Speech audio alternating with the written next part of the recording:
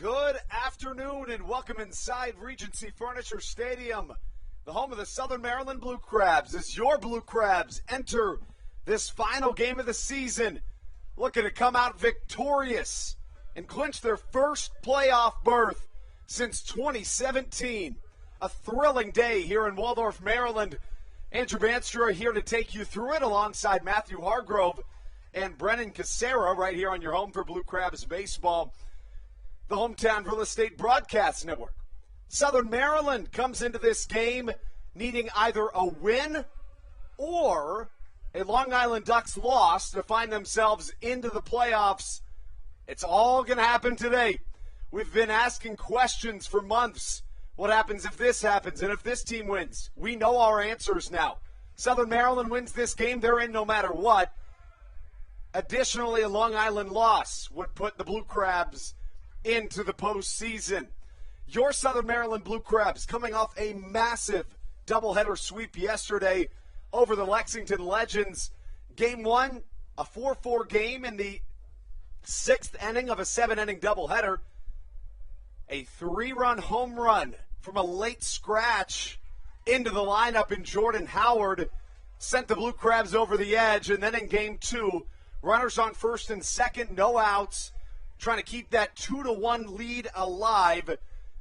Dalton Geeky and Matt Leto shut things down, and Alex Crosby makes a defensive gem to put together one of the most thrilling days of baseball I've ever witnessed in my entire life.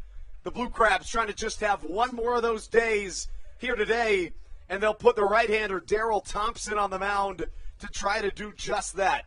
Thompson, his last time out, the 35-year-old, became the all-time most winningest pitcher in Atlantic League history, and he'll try to pick up maybe the biggest win of his 18-year professional career here today at Regency Furniture Stadium.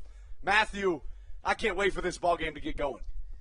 What a fun day. What we think is going to happen here in Waldorf, Maryland this afternoon. We had a blast watching the Blue Crabs have an impeccable sweep over the Lexington Legends in that doubleheader. It had all of that playoff drama that you hope for in the month of October. Jordan Howard, the 3-run home run in the bottom of the sixth, and then things got really interesting in the seventh. It was kind of hard to breathe for a while, but once Matt Latos came in and shut it down, watching that York and Long Island game finish up last night was definitely frustrating because we were the biggest York Revolution fans last night, and they weren't able to come up with the win.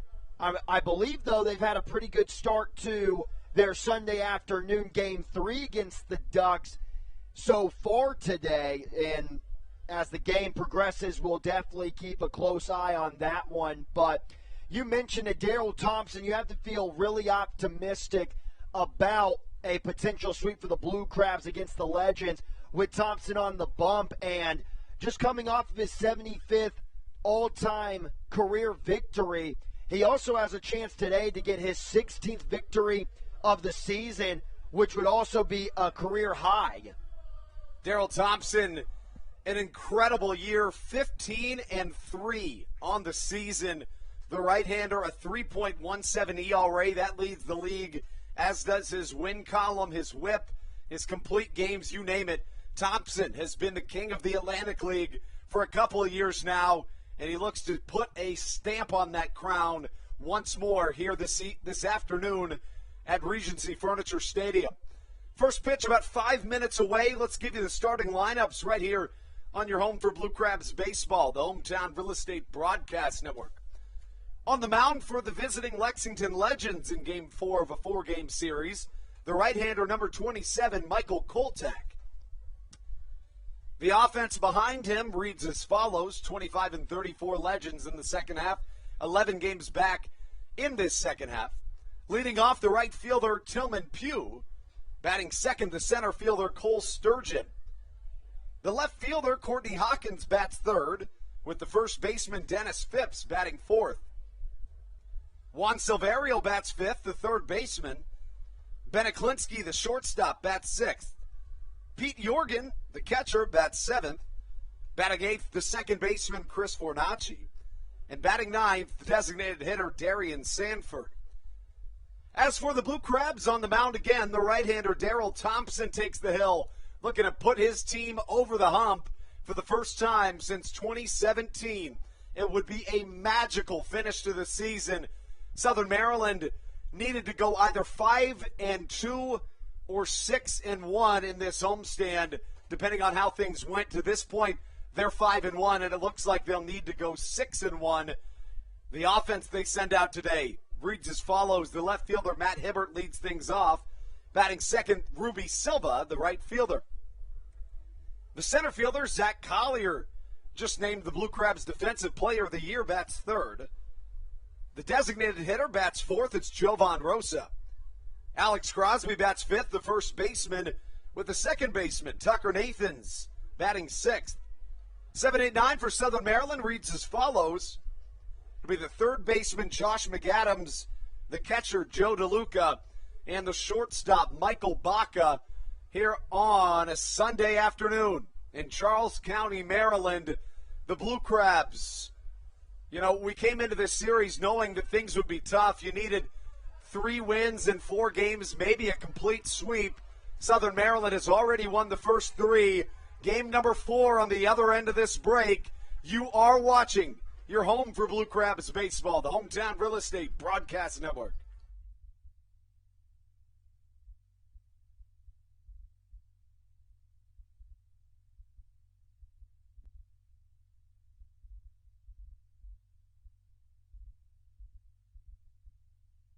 Family-owned and operated hardware, lumber, and building supply stores in Southern Maryland. They are located in St. Mary's County on Route 5 in Great Mills. Dyson's has an expansive and diverse inventory to help you with all of your home improvement and project needs. Whether you're new to the world of DIY, a tried and true DIY professional, or somewhere in between, the friendly and experienced staff at Dyson Building Center is ready and willing to help you today.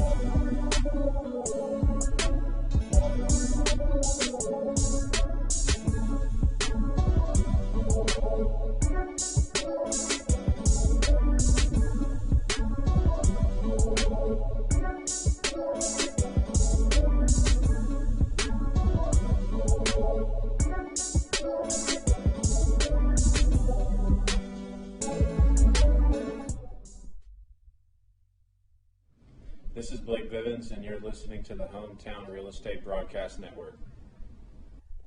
Here we go. It's what you've all been waiting for. It's what I've certainly been waiting for.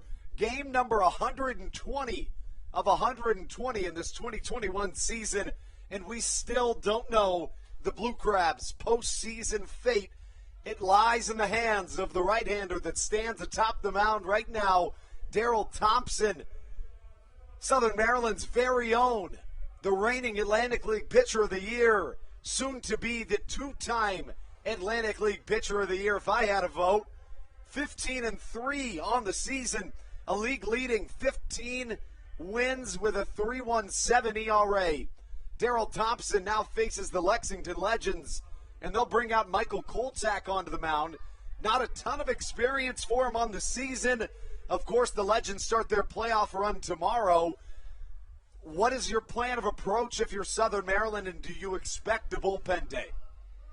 You know how we've been saying during this playoff push, first of all, the only way that we're going to get a bullpen day is if Stan Clyburn finds out the York Revolution go up something like 8-0 on the Long Island Ducks, so he can pull Daryl Thompson to save them for what should be a postseason game.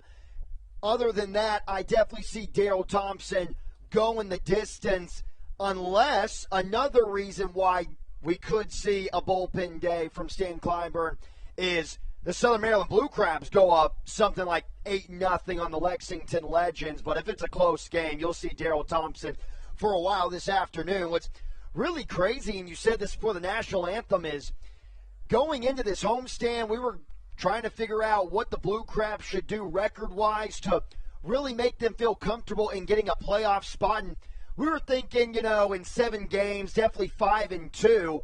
But if you were to tell me that they would have to go 6-1 basically to make a playoff spot, I would have thought that was a little bit of hyperbole. But here we are. They pretty much have to win today, which would put them at a 6-1 record on the homestand. And Daryl Thompson, this is already his 3rd start in 8 days.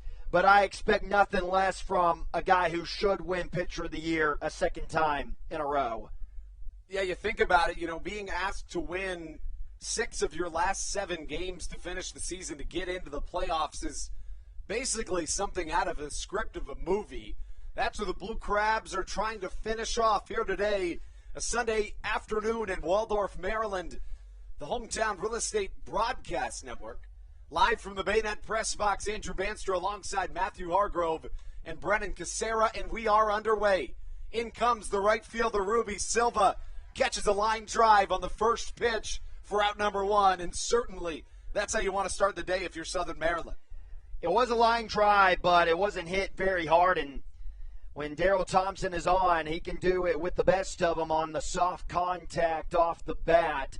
A lot of high pop-ups and little soft ground balls is what we're going to see from Daryl Thompson if he's pinpointing on the location.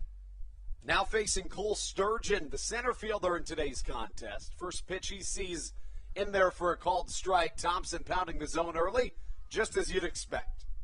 And Daryl Thompson loves that he is in this spot right now with a chance to put his team in the playoffs. An absolute warrior on the mound. A Southern Maryland native, an MLB veteran. The right-hander trying to put his team on his back once more. And he said after he collected his 75th win, you got the chance to interview him after the game, and he said his mindset this late in his career, he doesn't care about numbers, he just wants to win, and he's done that in the month of October, 2-0.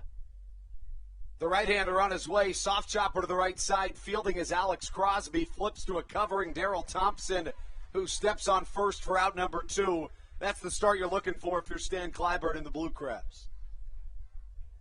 Big game pitcher is what you really can consider out of Daryl Thompson. That's why I mentioned the October numbers. The ERA isn't what you would expect, 4.30, but when you get down to the postseason, it really doesn't matter, the ERA, as long as you're putting your team in a position to get the dub.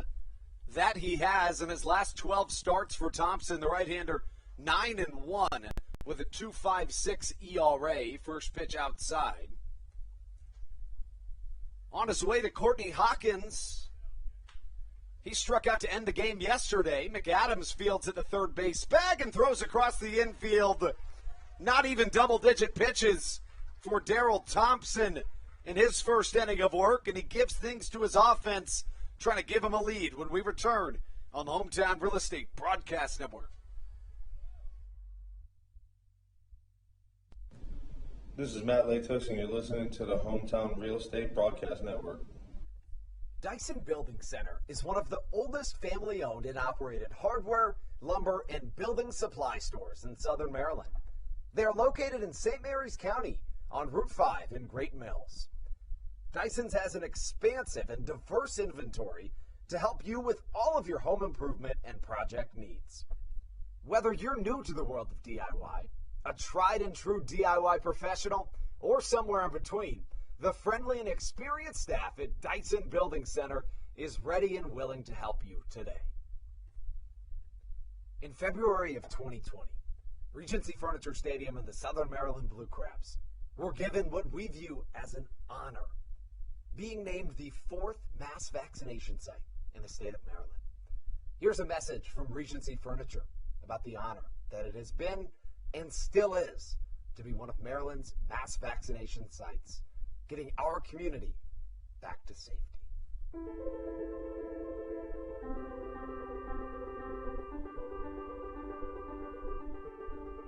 During these times of uncertainty, it helps to know there are things we can control to help ourselves and others. For me, it presents the hope that soon enough, my friends and family will be together again.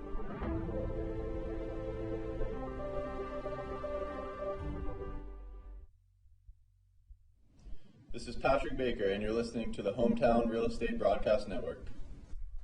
The Blue Crabs' first chance offensively coming up here on the Hometown Real Estate Broadcast Network. Daryl Thompson, an easy first half for him as we again remind you of the situation and the stakes of this contest. As you can see, the Crabs can clinch a playoff spot by either winning or the Long Island Ducks losing. Either one of those get Southern Maryland into the playoffs for the first time since 2017. Michael Koltak onto the mound, making his first start of the year, 10th appearance for this Lexington Legends squad. First pitch in there for a strike. Koltak wears number 27, and he comes in and nearly hits Matt Hibbert. I think that's the first time we've ever seen Matt Hibbert get out of the way of a baseball. It's true. I was thinking the exact same thing. And with Koltak, you're going to see a lot of off-speed. His last outing, 43% with the slider and changeup. The right-hander from the first base side of the rubber induces a chopper to the left side. Fielding is Juan Silverio, who throws across the infield, pegging out number 1. And because of the arm angle, you know the righty-righty matchups are going to be a little deceiving for hitters. Kind of that in-between arm slot of over the top and sidearm.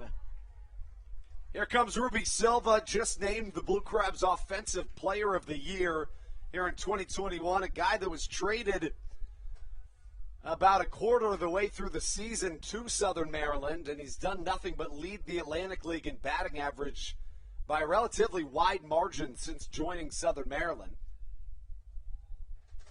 Silva hits just about .350 in 75 games with the Blue Crabs. Fouls this one over our heads in the Bayonet press box. And he definitely deserved the award, and as the Blue Crabs were bestowing the trophies to the players down on the field before the game, you know, you're going through the awards and you're thinking to yourself, there's a lot of guys who could win these awards. It's a good problem to have. Yeah. The count 2-1. Silva in this series finds himself 3 for 10 with a home run and 2 RBIs.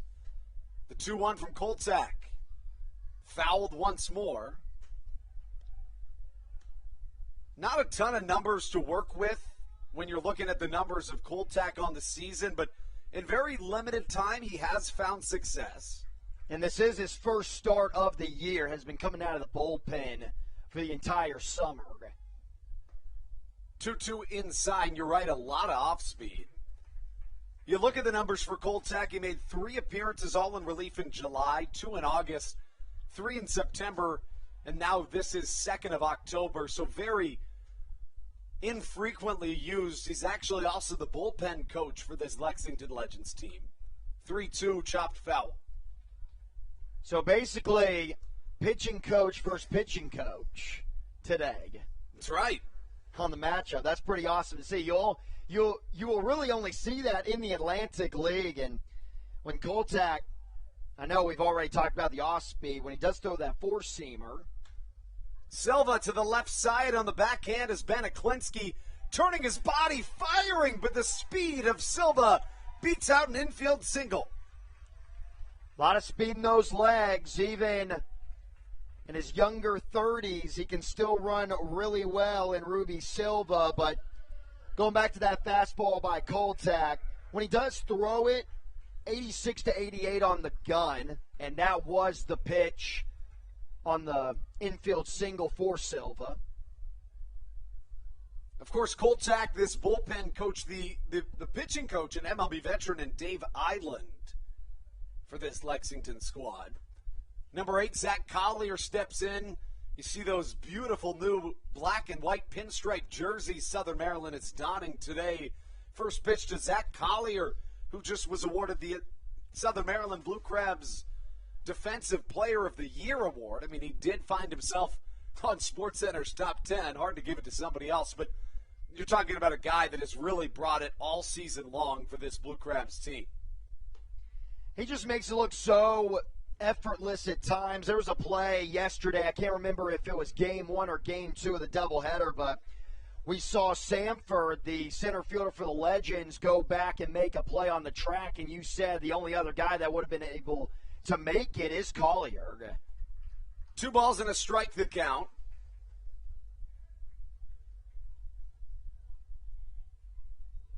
But there's just many times in a game where, line drives, fly balls to center field, and it usually ends up in the lefty's glove. Right on left matchup, Collier dashes one down the first baseline foul, very reminiscent of that top of the 7th last night. Southern Maryland leading 2-1 in a must-win game. Runners on first and second, no outs. Darian Sanford, one of the most sure bunters in pro baseball, comes up and he pops up a bunt attempt.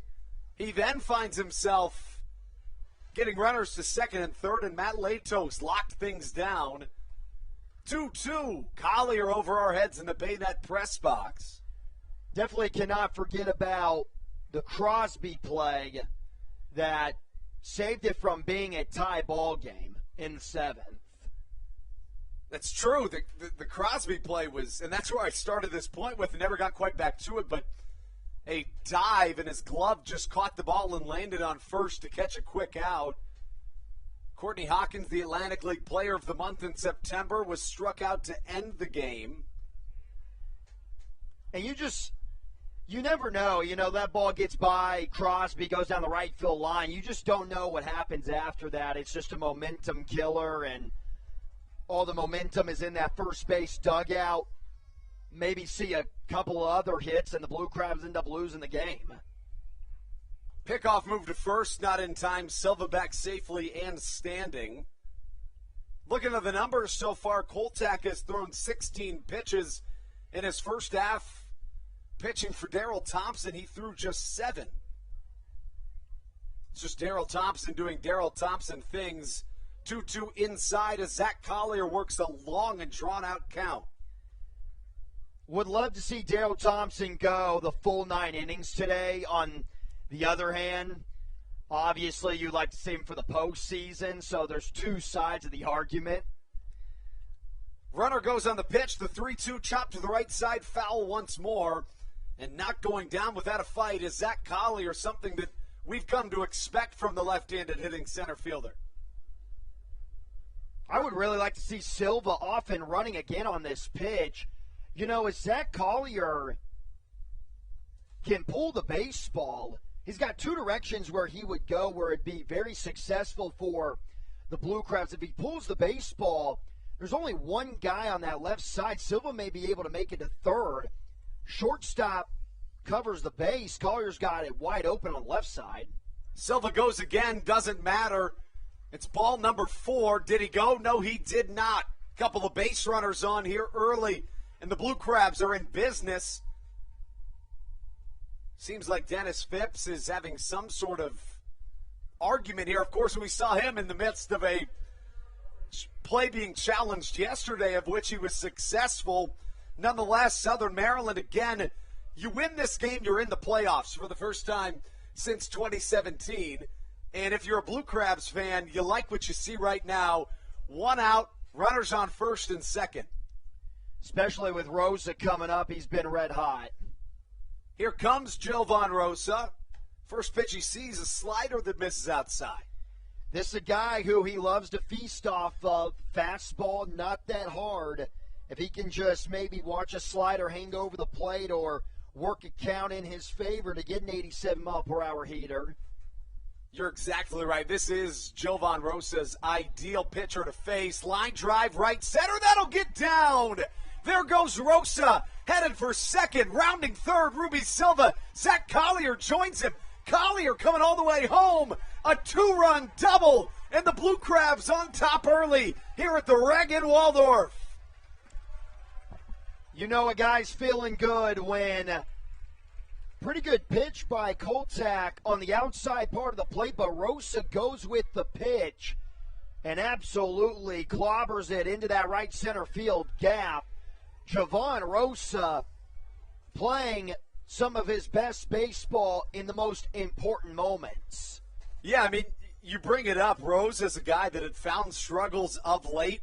How about this? In this series, he's 5 for 8. Getting hot at the best time possible. 2 RBI double, Southern Maryland on top early. And here comes Alex Crosby. You could have not started this game any better, Andrew. I mean, the 7-pitch inning by Thompson, and then already up 2-0, still only 1 out. Couldn't have drawn it up any better. Crosby takes a curveball for a strike. And if Crosby and Nathans, who's waiting in the on-deck circle, they're able to keep the inning going, it just not going to get easier. Then you got McAdams and you got DeLuca, who's hitting over 500 this month. Crosby into his crouch. From the left side, Koltak's pitch. Drilled to the right side. A base hit, and Rosa will stay put at third. Crosby with the single, and now Southern Maryland threatening to add to their early 2-0 lead. The Blue Crabs leadoff man, Matt Hibbert, grounded out, but since then, a Silva single followed by a 10-pitch Zach Collier walk. Jovan Rosa sends them both home on a double to the right center gap. Now you've got the single from Crosby to give way to Tucker Nathans. A man on a mission here, trying to prove his worth in that spot. Very well could be a postseason starter, and Tucker Nathans has struggled in this series, 0 for 8 to this point, but looking to turn it around to the biggest time. From the left side, the Koltak pitch on the way. Drilled to right center. That'll bring home more runs. Bouncing off the Coors Light sign. Rosa scores. Here comes Crosby coming home, rounding third. 4 runs in the first inning for your Southern Maryland Blue Crabs, and we jump out to an early lead. How about it, Matthew? They have come out very aggressive in the ballgame this afternoon. We've only seen really a couple of times with Collier, and then maybe you can throw in all the foul balls that we saw from Silva, but for the most part, the game plan has been very effective. 4-0. You know, a guy that I see with mostly throwing the slider and changeup, not that confident in his four-seamer, and he's not coming out lightning good with his slider and changeup, then it's going to be easier to pick up that four-seam fastball. Nathans was all over it there. Doesn't get much easier as Josh McAdams comes to the plate. Joe DeLuca on deck. McAdams offers at an off-speed, 1-1 the count. I feel like I'm watching the Seattle Mariners take on the Chicago White Sox right now. It's true. You're looking at a Southern Maryland team that is hot at the right time. And they say, I mean, it's almost a cliche, but it's so true that the team that is hot going into the postseason generally tends to do quite well. I definitely would make the argument. The 2-1 from Koltak. Well struck to the right side. Back goes the right fielder, and he'll catch it at the warning track. Tagging from second is Tucker Nathans, who stands at third base. 90 feet away from the fifth Blue Crabs run of this first inning. Real quick, I definitely would make the argument that the Southern Maryland Blue Crabs are playing like the Chicago White Sox this season, but the reason why for the Mariners and White Sox comment was because of the uniforms. Certainly do look similar as Joe DeLuca comes up to the plate. The switch-hitting catcher, over 300 on the batting average for the first time this season, riding a 15-game hit streak. How about this? In his last 15 games, DeLuca 25 for 50 at the plate. Line drive, right field. That'll bring home another run. 5-0 the score. Southern Maryland on top as Joe DeLuca emphatically extends this to a 6-0 lead. The second longest hit streak by a Blue Crab this season. He is just on another level right now that sometimes you just have no answer for him when you're out there on the bump, and just it is unbelievable what Joe DeLuca has been doing. Ninth batter of the inning coming up for the Blue Crabs. It is Michael Baca. Runner on first, 2 away. First pitch low and away. As for Michael Baca, the everyday shortstop for this Southern Maryland team, a .274 hitter on the season, 4 for 13 on the homestand. Coltack's pitch. Just a little check swing into right field, and the dive catching it is Cole Sturgeon, who stops the madness. Southern Maryland plating 5 runs in their half of the first. We'll be right back with more Blue Crabs baseball on the Hometown Real Estate Broadcast Network. This is Joe DeLuca, and you're listening to the Hometown Real Estate Broadcast Network. Dyson Building Center is one of the oldest family-owned and operated hardware, lumber, and building supply stores in Southern Maryland. They are located in St. Mary's County on Route 5 in Great Mills. Dyson's has an expansive and diverse inventory to help you with all of your home improvement and project needs. Whether you're new to the world of DIY, a tried and true DIY professional, or somewhere in between, the friendly and experienced staff at Dyson Building Center is ready and willing to help you today.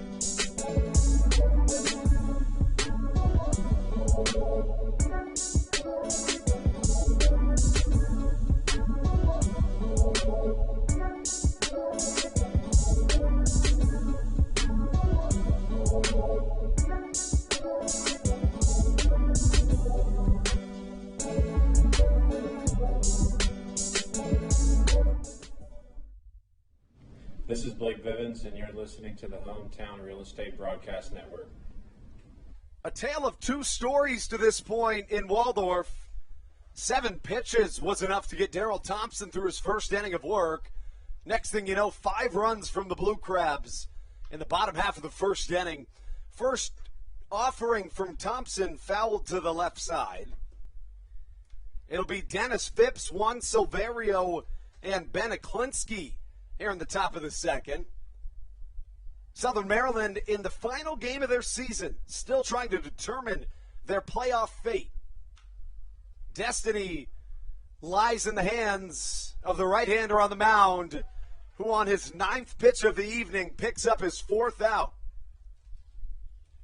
Just making it look easy out there for Daryl Thompson, as it generally does. But you know what? Today it feels a little bit extra. And if the Blue Crabs, how well they hit in the first inning, if they can tack on a couple more runs in the bottom of the second, this might be the last frame for Daryl Thompson. It very well could be. I mean, you're talking about a guy in Daryl Thompson that is looking to find himself in the postseason. Of course, that's the whole goal of this contest. And if you're Thompson, you're trying to keep the pitch count as low as you can, and he's done that and then some to this point in the game. Probably looking to stay away from the corners like he usually is as we see a line drive up the middle. And what I mean by that is we're probably going to see a lot more get-me-over fastballs just so the Legends offense goes up there aggressively swinging and he can maybe get out of innings quicker. Beniklinski up to the plate. Yeah, I would tend to agree, and you've seen really the theme throughout the entire weekend has been that the Legends have been incredibly aggressive early. Line drive into right center. Ruby Silva cuts it off. Could he make it a single? Yes, he can. A laser. But this throw gets away from Michael Baca. Somehow, Alex Crosby keeps it in his grips. Runners on the corners with one away. I know it's 5-0, but we still have to remember, as great as things look right now, 5 runs in the first inning, you got Daryl Thompson on the bump. Most of the time, you can pretty much already chalk this one up as a W, but Michael Baca just got to be a little careful, and I do like the aggressiveness. I like when infielders try to get that guy taking his turnaround first, a little off balance, but just settle down a little bit. Thompson misses upstairs with a fastball. Now faces Pete Jorgen, one of 3 catchers on the Lexington Legends, making his first start of the series. As for Pete Jorgen, as he chops one to the left side, it's going to be a throw to first. Crosby fielding, throwing back to third, and keeping any runs off the board in an incredible display of velocity from that right arm of the third baseman and Josh McAdams, 2 away. That was huge because if the runner breaks for home, Josh McAdams is going to have him out at home plate. Slow ground ball. Yeah, it keeps runners at second and third. You got 2 in scoring position, but now you got 2 outs and reaching towards the bottom of the lineup. Comes in the form of Chris Fornacci, a .233 hitter on the season. A .410 on base percentage, though. One of the tops on this Lexington Legends team. Southern Maryland trying to pick up a 4-game sweep. Additionally, trying to pick up their 6th straight win against the Lexington Legends. High fly should stay in the infield. Tucker Nathans and Ruby Silva converging. Silva calls it, catches it, out number 3. Working out of a jam. Vintage Daryl Thompson as he keeps the Legends scoreless here in their half of the second. Little bit of danger, but not too much to worry about. As when we come back, it'll be the top of the lineup for the Blue Crabs. Right here on your home for Blue Crabs Baseball, the Hometown Real Estate Broadcast Network. This is Matt Latos, and you're listening to the Hometown Real Estate Broadcast Network.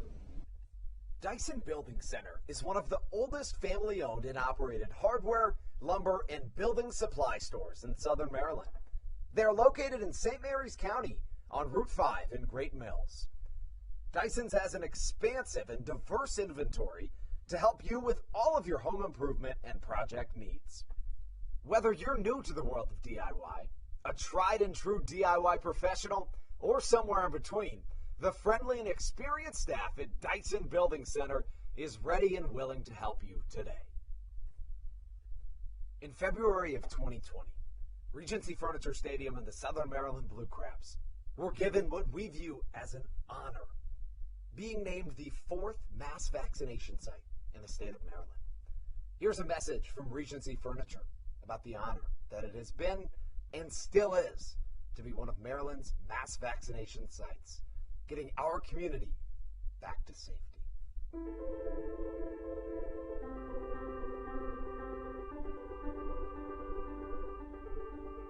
During these times of uncertainty, it helps to know there are things we can control to help ourselves and others. For me, it presents the hope that soon enough my friends and family will be together again.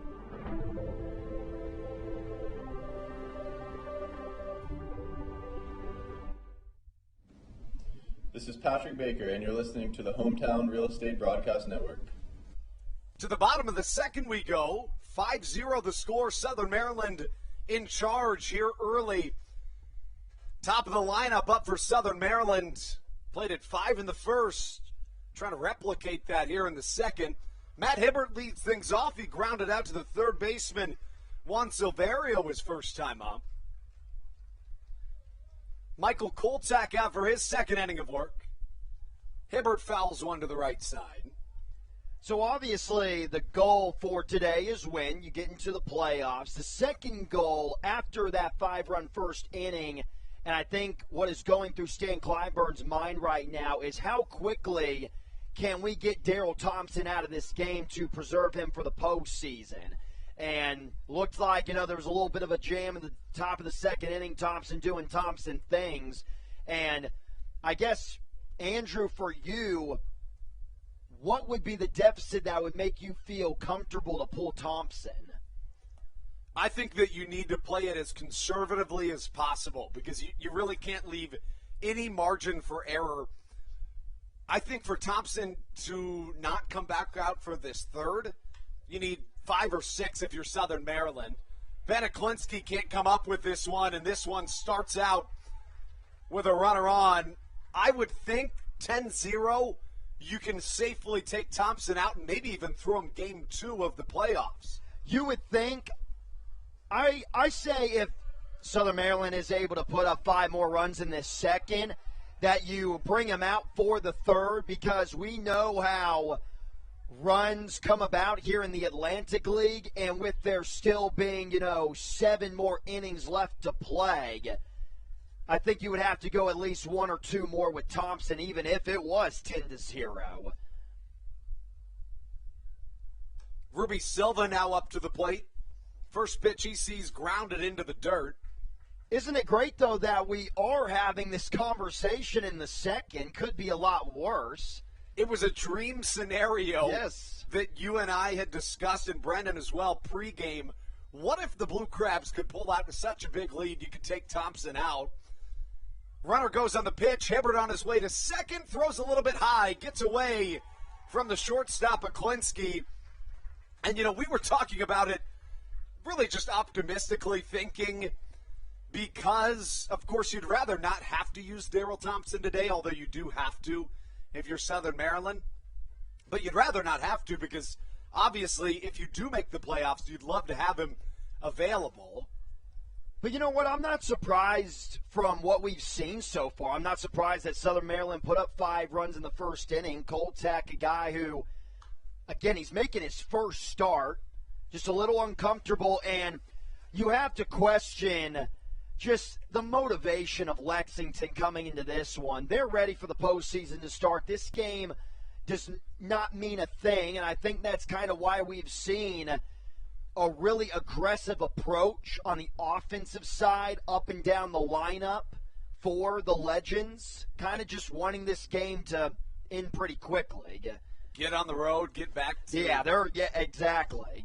I couldn't agree more. Which definitely goes into the favor of Southern Maryland. And honestly, if I'm the Charleston Dirty Birds watching this, I love that as well. I mean, losing 4 straight going into the postseason, especially with the Dirty Birds being as hot as they are. Silva, a chopper to the right side. Fielding is Fornacci at second, throwing to first for out number 1. But in the meantime, Matt Hibbert advances to third base. Hibbert's did go down as a hit. It's the 5th for Southern Maryland here on this day. And Southern Maryland, they don't have to get 5 runs an inning to make it quicker. Obviously, if they put up, 10 runs in this inning, then we definitely probably wouldn't see Daryl Thompson. But if you just keep chipping away and show Stan Kleinburn that you can consistently throughout the innings put up runs, then you'll see Thompson out of this game shortly. Zach Collier up to the plate. First time he was up, he walked on 10 pitches. Second plate appearance in as many innings Collier fouls one to the right side. Has seen basically everything Koltak has to offer him already. 0-1 ripped foul once more. Collier enters play as a .324 hitter on the season. A .590 slugging percentage for the center fielder. Really just covers all the bases that you'd ever ask for out of a center fielder, both offensively and defensively. 0-2 bounces downstairs as Pete Jorgen picks it up. You know, I'd love to see Zach Collier work another walk, and I think we are due for a big-time Jovan Rosa home run. A 3-run shot would be another perfect scenario. Couldn't ask for much more than that from the big man in the 4 spot. Count stays at a ball and 2 strikes here. This season, Zach Collier has reached base in 79 of 87 games.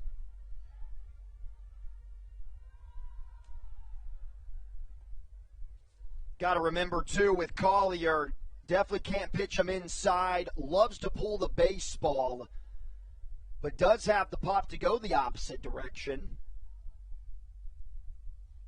Koltak's pitch misses downstairs, and Zach Collier just being patient and picky at the plate. It's exactly what you want out of your 3-man. Now, if Koltak is able to consistently throw that slider and change up dynamic duo 2-pitch arsenal for him in the strike zone. Hot shot down the first base line. It goes away as out number 2, but a run scores in the process. Zach Collier drives home yet another RBI, his 56th of the year. Southern Maryland up 6-0 here in the bottom of the second, and here comes Jovan Rosa. See, on that last pitch from Koltak, it was a fastball, a little high and inside. Collier ripped it down the first baseline, just went right at the first baseman, Phipps. But how you have to approach Collier is a guy like Koltak, that slider backdoor throwing for strikes. He just hasn't consistently been able to put the off-speed in the K-zone. Big swing from Jovan Rosa, strike number 1. A 6-0 score here in Southern Maryland. Of course, scoreboard watching, your SOMDWX News scoreboard update, looking at that, really just the one game that matters in terms of the Blue Crabs' playoff fate. Southern Maryland controls their own fate. A win today or a Ducks loss could get them in. Currently, the Ducks leading the York Revolution 2-1. You know, we said before this series, Southern Maryland needed 3 of 4 unless either the Rebs or the Ducks sweep each other. And, you know, we talked about it. We said if that happens, if they do sweep each other, you can't ask for a 4-game sweep out of this Southern Maryland team. Or I should say you can't expect it, because anytime, any place, a 4-game sweep is just, you really can't expect that at any level. But what Southern Maryland's been able to do to this point in the series has been absolutely remarkable. It's what you're going to get in the month of Crabtober, as this one fouled to the left side, 1-2 still to count. Yeah, Andrew, Crabs are red hot right now, you could say, and this 4-game series is not your typical 4-game series, and I think that's why we were having the conversation of you can't expect them to go 4-0, because out of 2 of the games, it was a doubleheader. Chopper up the middle, Rosa trying to leg it out. Pulled off the bag is Dennis Phipps, but he gets there for out number 3. Southern Maryland picks up another run in their half of the second, and when we come back, it's Matthew Hargrove on the Hometown Real Estate Broadcast Network. This is Daryl Thompson, and you're listening to the Hometown Real Estate Broadcast Network. Whether it's Chris Paul, Cliff Paul, Aaron Rodgers, or even the son of a former Blue Crab, Patrick Mahomes, you've seen many athletes endorsing State Farm. That's because your State Farm agent has your back through good times and not so good times. That's why all the Blue Crabs, Daryl Thompson and the whole team, trust State Farm with their insurance needs. State Farm is the company people have trusted for over 99 years to help life go right.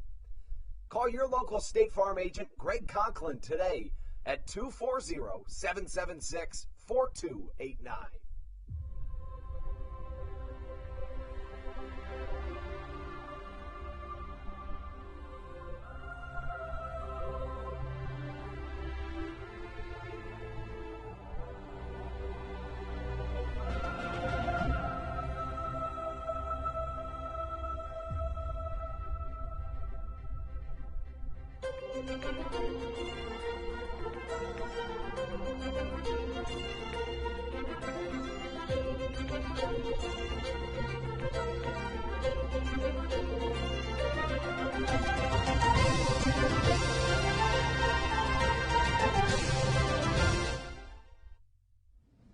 This is Kent Blackstone, and you're listening to the Hometown Real Estate Broadcast Network. Welcome back to the Hometown Real Estate Broadcast Network. Watching Southern Maryland Blue Crab baseball. Ready to begin the third inning in their matchup against the Lexington Legends. Looking good so far.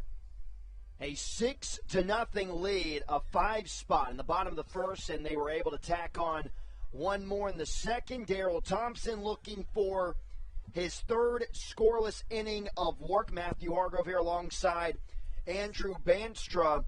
Thompson, we're getting a lot of early swings by Lexington.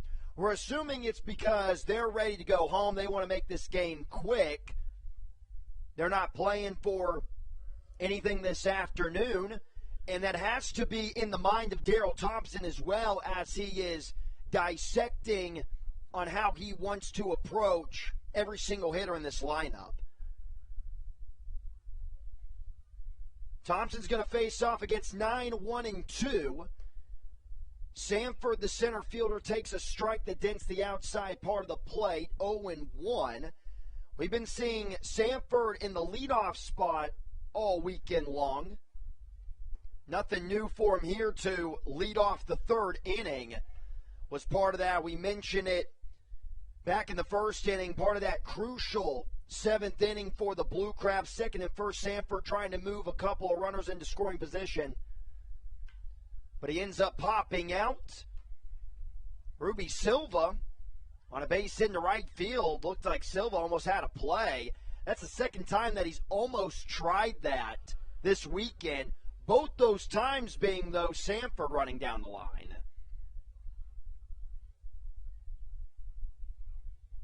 So back to the leadoff spot in Tillman Pugh. Pugh so far 0 for 1. After Pugh, you're going to get Cole Sturgeon. 5 hits for the Blue Crabs, even though with the 6 runs. 3 hits for the Legends. They did threaten in that second inning. Nice block by DeLuca. DeLuca definitely has been the MVP of the month of October. I mentioned the offensive numbers coming into this one in the month of October, a .593 batting average. But not only is he the MVP because of what he's been able to do with the bat, as this one's going to be popped up deep center field. Collier, middle of the track, makes the catch near the batter's eye. Tagging up and sliding in safely into second base is Sanford. That ball just kept carrying. I thought this was going to be a lazy fly ball for Collier. Yeah, you know, it's one of those rare days here in Waldorf that we have that wind going. I mean, generally you're just not going to see that all that often, but a good job by Thompson to settle in. You mentioned back in the second, had runners at second and third, worked out of things, but just trying to maintain and just keep slowly lulling to sleep the offense that is the Legends. Another runner in scoring position. This is the third guy they've had in scoring position so far this afternoon. Cole Sturgeon, big swing and a foul, 0-1. Still no action in that bullpen for the Blue Crabs. Obviously, for Stan Kleinburn in that coaching staff, it's going to take more than 6 runs to pull Thompson out of this game.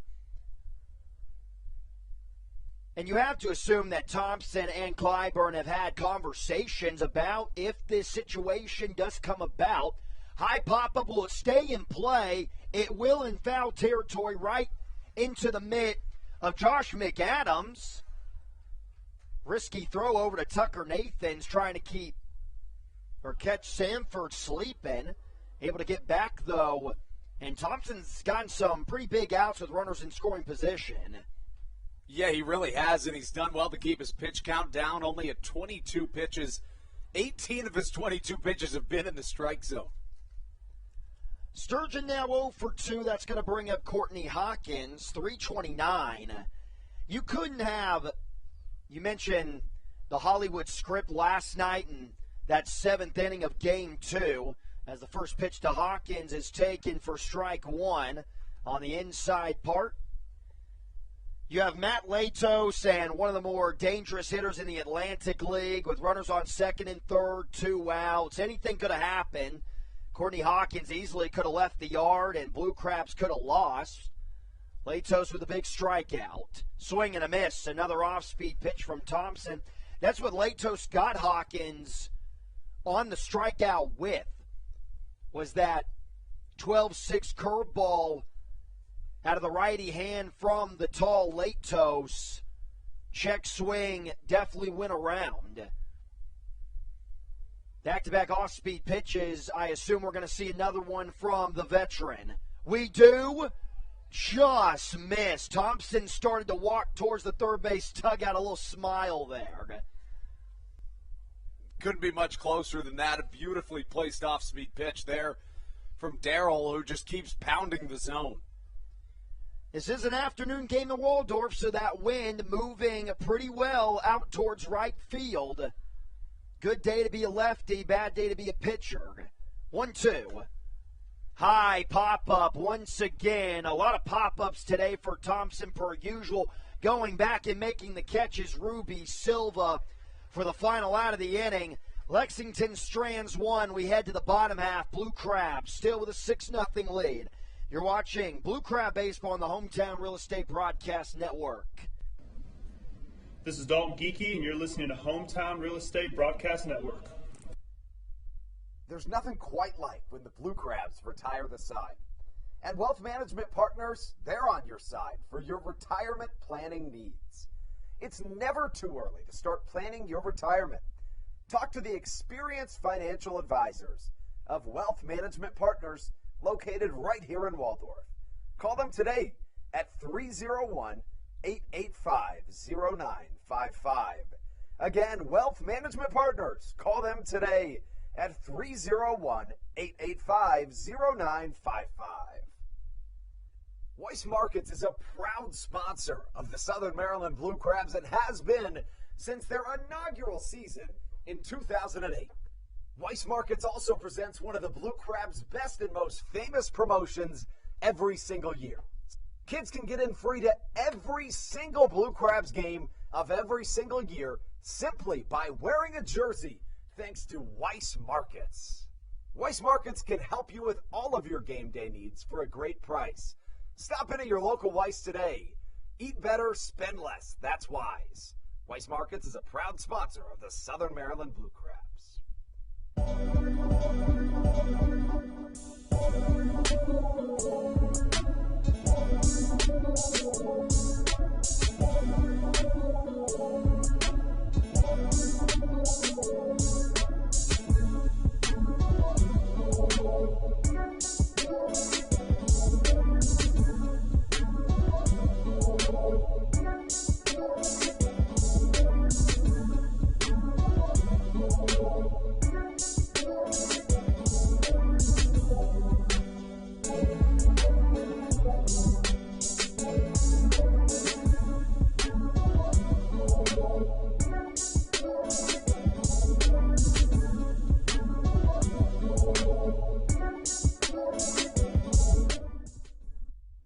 This is Matt Latos, and you're listening to the Hometown Real Estate Broadcast Network.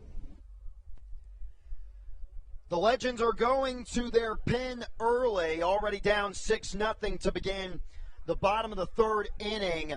It's going to be Eli Garcia, 5-5 with a 7.66 ERA and 76 in a third innings pitched, 60 strikeouts and 48 walks. He's allowed 11 home runs. Not a good number, especially when you're going up against a home run hitting team. First pitch swinging for Crosby, little blooper into shallow right field.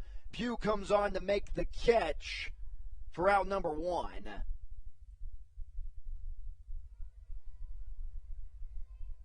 And for Eli Garcia, we were expecting to see this guy on the bump for Lexington to start game 2 against Adrian Cook, but was a late scratch.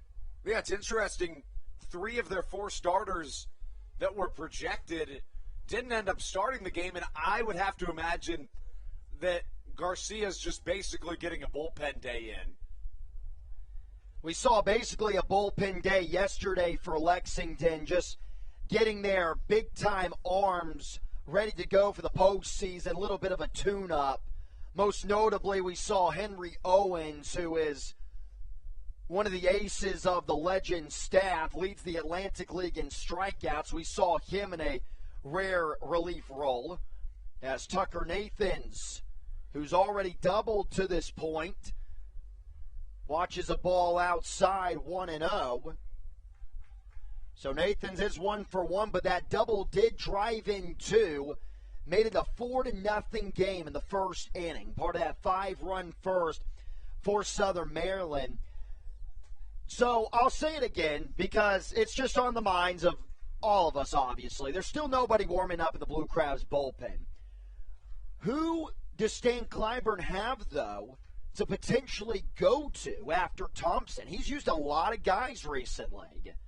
You raise a really good point. I was thinking about that myself because you have to go to one of your most trusted arms despite leading 6-0. If you're going to take Thompson off the hill, you have to go to somebody who you know will maintain your lead, and you don't really want to burn somebody that you know can maintain a lead. So that's the thing is you don't, in a 7-0 game, want to toss out Briseño and use him for 2 innings when you have, if it's 7-0, I'm not jinxing it by saying, 7-0, you don't want to waste an outing here on a playoff outing tomorrow. Exactly. We haven't seen Ty Tracy for a while. Tracy is a guy who he's going to compete.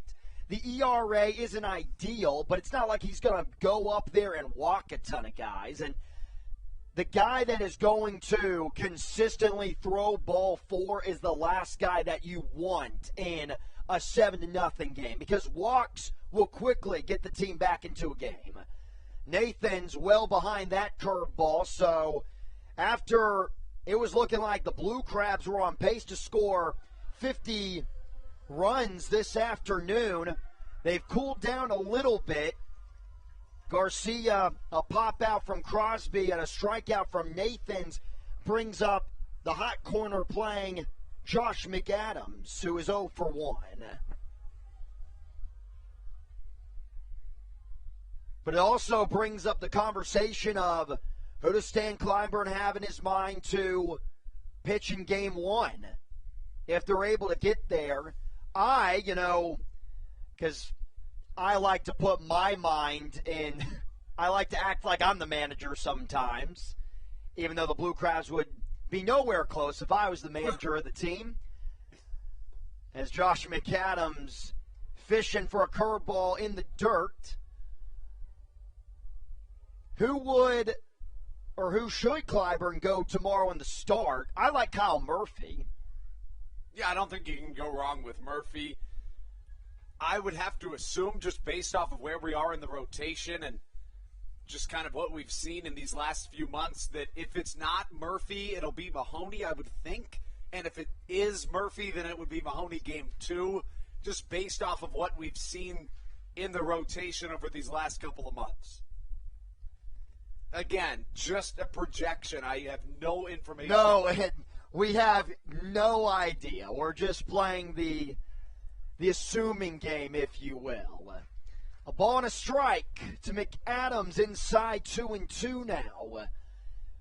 You know, if Clyburn, if that is the rotation and you have Mahoney for game 1 and Murphy for game 2, if you find a way just to win one of those games and get Thompson out of here in the 4th inning throwing like 50 pitches, we can see Thompson start on Wednesday. Certainly. He would be up for the job. We'll do it again at 2-2. Joe DeLuca waiting in the on-deck circle. Thompson, he's getting up there in age. He is here in the Atlantic League. He spent all this time with the Blue Crabs to win a championship. He'll go out there and throw 130 pitches. And Thompson, he's got no bones in that arm.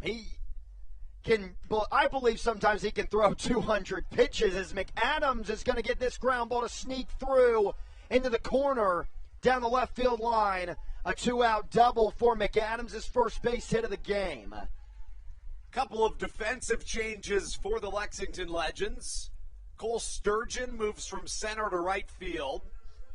Tillman Pugh moved out of this game. Eli Garcia into his batting spot. And then, additionally, Darian Sanford from DH to center field. So I apologize on the fly ball from Alex Crosby. Thank you for the update. Andrew, the out was obviously made by Cole Sturgeon, who's now in right field. And Pugh, like you said, my guy Andrew Banstra is now in the first base dugout. Joe DeLuca now with that .593 average, 304 coming into this one overall in the season. Just love that this guy has got that 300 average. He deserves it. Fun guy in the clubhouse. Well liked as this ball's going to get away. McAdams will move up 90 feet away from scoring. Looked like a changeup there. Bounced right in front of Jorgen. Can't get over how good these SOMD jerseys look. Oh, they're pretty. And we teased it yesterday. Oh, we did. I wanted to say it's so bad, but I got the feeling that you were wanting me to just give a trailer for them. And just a fantastic job by our design team. These jerseys look impeccable. Here's the 1-0. On the ground to second, going down to Aeneas Fernacci, throw on to first. Now in the inning. That's the first inning of the game that the Blue Crabs have not scored. They came close. McAdams left at third. Crabs still lead 6-0 heading into the middle of this one. You're watching Southern Maryland Blue Crab Baseball on the Hometown Real Estate Broadcast Network.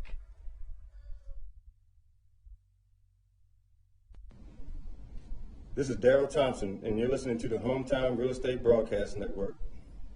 Whether it's Chris Paul, Cliff Paul, Aaron Rodgers, or even the son of a former Blue Crab, Patrick Mahomes, you've seen many athletes endorsing State Farm.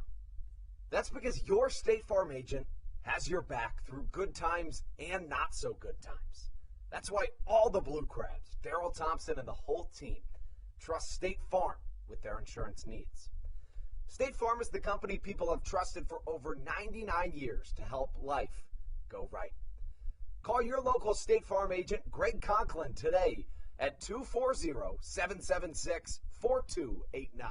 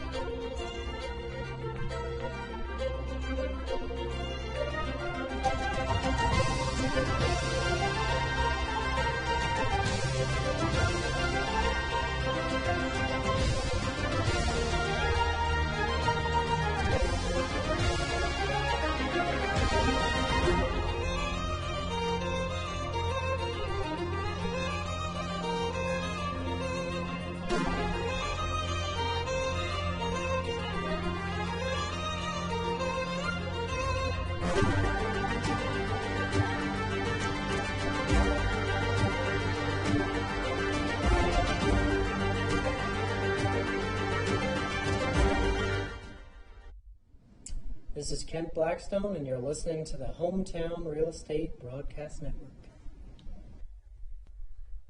First pitch to the first baseman, Dennis Phipps, misses inside, or actually it caught the K zone for a strike. 0-1 to the first baseman.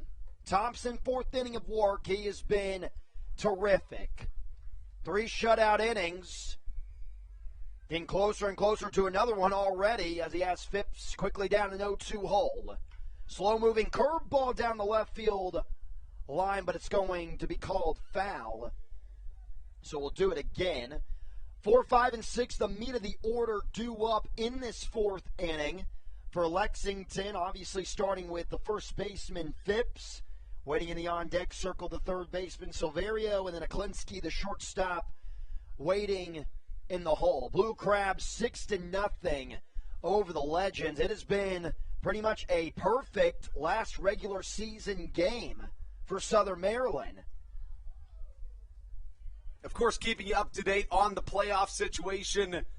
Like Matthew said, the last game of the regular season, Southern Maryland can get into the playoffs with a win, or the Long Island Ducks lost today. Really nice battle here by Phipps, and I think we had a pretty nice fan catch. Didn't get to see the play, but I heard the crowd. And just based off their reaction, had to have been fantastic. I didn't see it either. Another 0-2. Bounces a changeup. Another good block from DeLuca, 1-2. This is Daryl Thompson's first start against Lexington. So there was, the question of would that factor into him maybe struggling in this one, just unfamiliar with the lineup as Phipps is jammed on another curveball. Collier will jog in to make the catch for the first out. But then again, when I think about it some more, I think it's more of a disadvantage for the offense to have not seen Daryl Thompson. Especially when you look at this Southern Maryland offense. Incredibly, the first 8 batters in the Blue Crabs lineup to this point, how about 7 of them having a hit already in this game? What a lot of people don't point out, too, about Thompson is how great he is as Juan Silverio, big swinging third baseman, a lot of size with this Lexington team. Steps up in the box, and Thompson, he just continues to get in these 0-1, 0-2 counts. He usually does that, but it's just on a different level today. And such an effective tactic as a pitcher. I mean, the numbers speak for themselves when you get ahead of batters. Reaching out, Tucker Nathans almost had a marvelous diving catch, but it scoots by him into right field. A single for Juan Silverio. But you know what, Daryl Thompson, against lefties, lefty hitters are only batting .218 against them. The number, most of the time against righties, I don't care how good you are, it's going to be a lot higher. So now here's Ben Aklinski, the shortstop. Looking for a double play. The Lexington offense actually hasn't been bad up to this point. They have 4 hits. They've left 3 in scoring position. That's the kicker. Thompson is making effective pitches in the most crucial times. The Legends 0 for 4 with runners in scoring position today. Southern Maryland 4 for 8. And I know this is the Southern Maryland Blue Crab broadcast, and as Aklinski puts a charge into this one, and this is going to be well over the mini monster. First runs of the game for Lexington, and it comes off the bat of their shortstop, Aklinski, 6-2 now, Blue Crabs. Good piece of hitting from a guy that struggled in this series in Ben Aklinski. Not a ton on the board for him to this point. In fact, he found himself hitless to this point in the series, but for a guy that's top 10 in the Atlantic League in home runs and RBIs, you figured he might strike at some point, and a good time to have it if you're the Blue Crabs if it had to happen, leading 6-0, now 6-2. And that really has been the only mistake that Daryl Thompson has made. Looked like a fastball that just hung up chest high. Here's Jorgen, the catcher. After him, the second baseman, Chris Fernacci. A ball and a strike. So, I mean, here's the thing, too, is, it's the fourth inning, and a 4-run deficit, you're definitely not out of the water. As great as things have been, mention that again. Line drive up the middle. Really nice piece of hitting there from the Lexington catcher. He just threw his bat out. Not a bad spot from Thompson, and it looks like Lexington is starting to figure out something on number 20 here in this fourth inning. If we know one thing about Daryl Thompson, though, it's that he'll make an adjustment. 6 hits now in the game for the Legends, 3 of them in consecutive order here in this fourth inning. Here is the guy now that I just got done saying his name a couple of seconds ago, and Fernacci. This is a crucial out for Daryl Thompson right here as he fits a fastball over the white for a strike. And the reason I say that is, Samford is the next batter, and that's not your typical 9-hole hitter. You're basically getting back to the top of the lineup again. Man, that is the best off-speed pitch that we are probably going to see for the entire day. Late breaking curveball going in there under 70 miles per hour. The Daryl Thompson special, looking for a strikeout in the 0-2. High pop-up on the infield. 4 coming in. Crosby making the catch going out. Really good communication there by Crosby. You may have even been able to hear it through the broadcast. In those situations, somebody has to take command, and when they do, they need to be very vocal about it, and that's exactly what Crosby did right there. Something that you have probably noticed is that Jordan Howard is not in the lineup. Had to be taken out of Game 2 yesterday after a collision with Matt Hibbert in shallow left field, both going after a little blooper. Another pop-up. This one going to Nathans for the third out. Legends get 2 thanks to a 2-run home run from Ben Aklinski. Still a pretty comfortable lead for Southern Maryland at 6-2 going into the bottom of the fourth. You're watching Blue Crab Baseball on the Hometown Real Estate Broadcast Network. This is Patrick Baker, and you're listening to the Hometown Real Estate Broadcast Network. American Radiology is the clear choice for all of your medical imaging needs.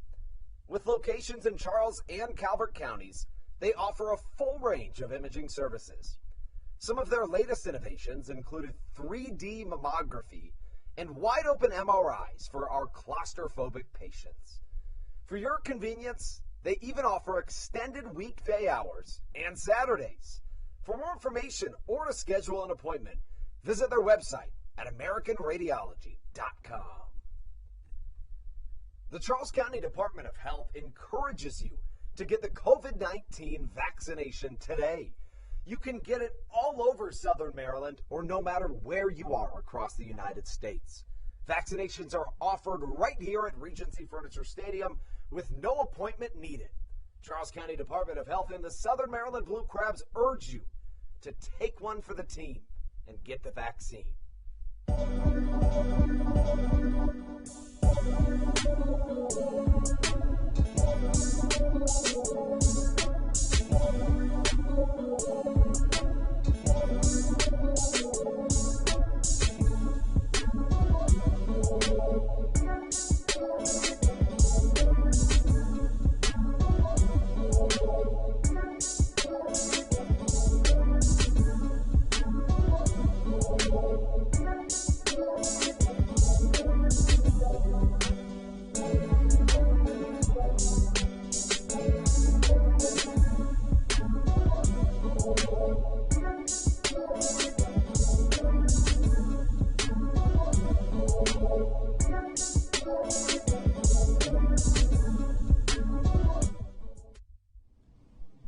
This is David Harris, and you're listening to the Hometown Real Estate Broadcast Network. Michael Bach is going to lead us off to begin the bottom of the fourth. Legends have kind of made it a ball game now. Bennett Klinsky with a two-run shot off of Daryl Thompson in the top half, but at the end of the day, still, like I said, to end the top of the fourth inning as Baca is going to line out to the left fielder and Courtney Hawkins, one pitch, one out for Eli Garcia. At the end of the day, Blue Crabs are definitely still in much control, even with Thompson on the bump still. Yeah, and if you're Southern Maryland, I think now's the time to try to keep the foot on the pedal, really just take the Legends out of this game, a team that has already secured a playoff spot, not really playing for all that much, probably just wanting to feel good going into the playoffs. But if you can kind of take them out of this game here in this inning, it would really do wonders for you. Michael Bach is now 0 for 2. Popped down the first inning that actually ended that 5-run spot for Southern Maryland, and then hitting the ball hard, it just went right to Hawkins, who took a couple of steps to his left.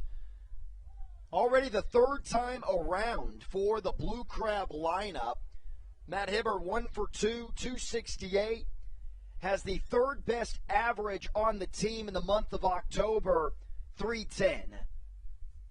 I think without Matt Hibbert, the Blue Crabs are not in a spot to clinch today. I think you're exactly right. A guy who struggled offensively, at least from a batting average perspective in the month of September, kept the on-base percentage high, kept producing, and then now in October, we know how important October baseball is, and he's come through in a big way. He went from a 167 average in September to 310, but here's the thing. All that matters, everyone's going to care what you do in the games that matter, and that's what Matt Hibbert has been able to do for this Blue Crab ball club. Takes ball 4. That one looked pretty close. I think even Matt Hibbert thought it was in the strike zone, but he'll happily take the easy walk. The on-base percentage is always going to be over 400 for Matt Hibbert. It was just a matter of when he was going to make contact.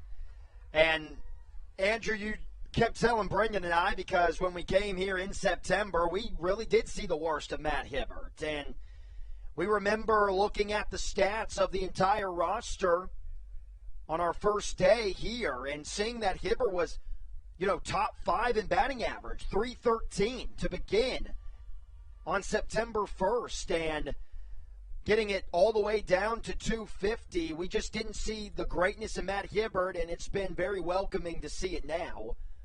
Yeah, and to your point, I kept reminding you guys this is a did. guy that is going to bring it back. He's going to get that average back up, and he's doing it at the right time.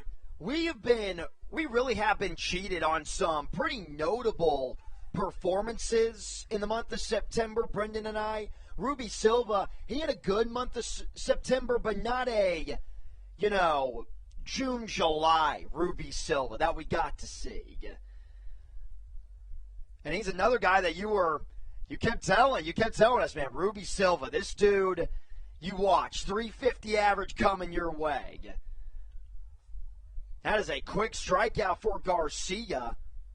I believe a 3-pitch punch out to Silva. Got him on a curveball, backdoored him. 2 quick outs. Garcia making quick work of this red-hot Blue Crab lineup after coming out of the bullpen in the third. With Garcia, his arm just looks a little bit more lively than we saw from Koltak, the starter today. Fastball, curveball's got a little bit more bite to it. Collier, fastball outside, 1-0. But, again, with Koltak, he hasn't made a start the entire year, and Garcia is a starter for Lexington. We're supposed to see him in Game 2 of the doubleheader, but now with the way that he's pitching so far, maybe it's a blessing that the Blue Crabs didn't see him, even though they were only able to drive in 2 runs yesterday. had to have been maybe the game of the year, that game two. It kind of had that feeling. Really, both games yesterday were just so fantastic, and then game two just so tight, so much fun to watch. Right down the Nashville Broadway, even at 1-1. The last start from Garcia came a couple of days ago, October 6th. Started at Gastonia. 5 innings, allowed 5 runs, but only 1 was earned. 6 walks and 6 strikeouts. The 48 walks in 76 1/3 innings pitched.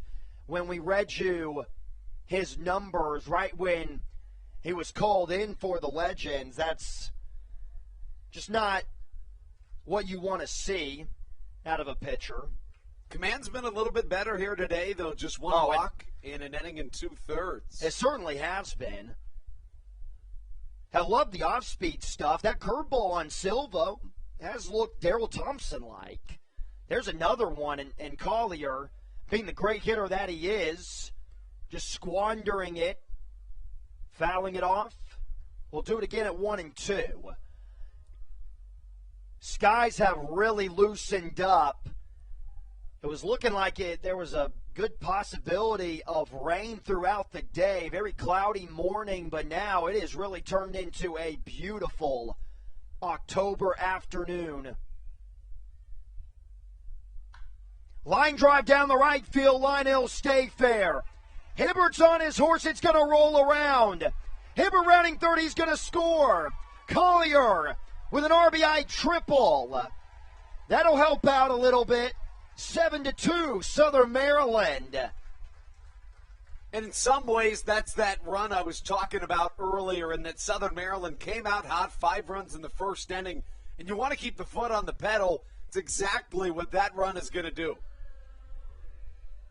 For a guy who pulls the ball so often in Zach Collier, you wouldn't think that the average would be 324, because everyone, the definition of a great hitter in the eyes of most analysts is a guy who has great ability to go any direction. Ball's going to get behind the catcher, play at the plate. Not in time. And after Beneklinski got the Legends back in the game with a 2-run home run, Blue Crabs quickly take it away with 2 runs for themselves here in the same inning.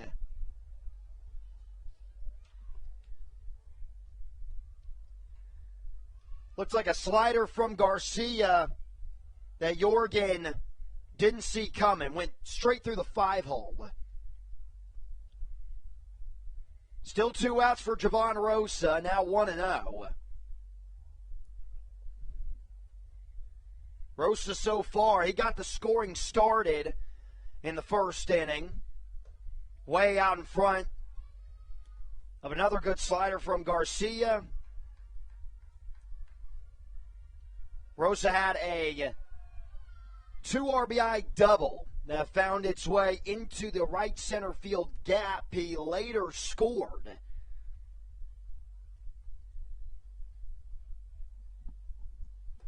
Inside, got him. So Garcia, a little bit of a 2-out rally for Southern Maryland. It looked like it was going to be another 0 on the scoreboard for the Blue Crabs, but Hibbert and Collier coming up clutch. 8-2 Blue Crabs. They get those 2 runs back. Almost halfway home here in Waldorf.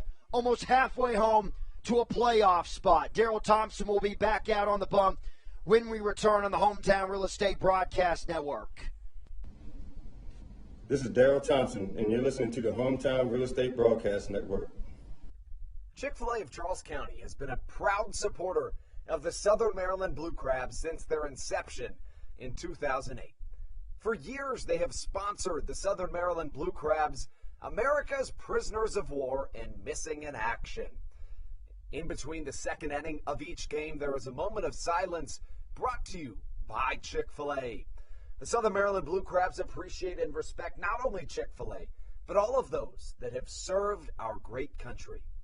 The seat that they sponsor was made possible by Chick-fil-A of Charles County.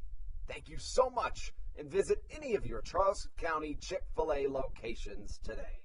The Charles County Department of Health encourages you to get the COVID-19 vaccination today. You can get it all over Southern Maryland or no matter where you are across the United States. Vaccinations are offered right here at Regency Furniture Stadium with no appointment needed. Charles County Department of Health and the Southern Maryland Blue Crabs urge you to take one for the team and get the vaccine.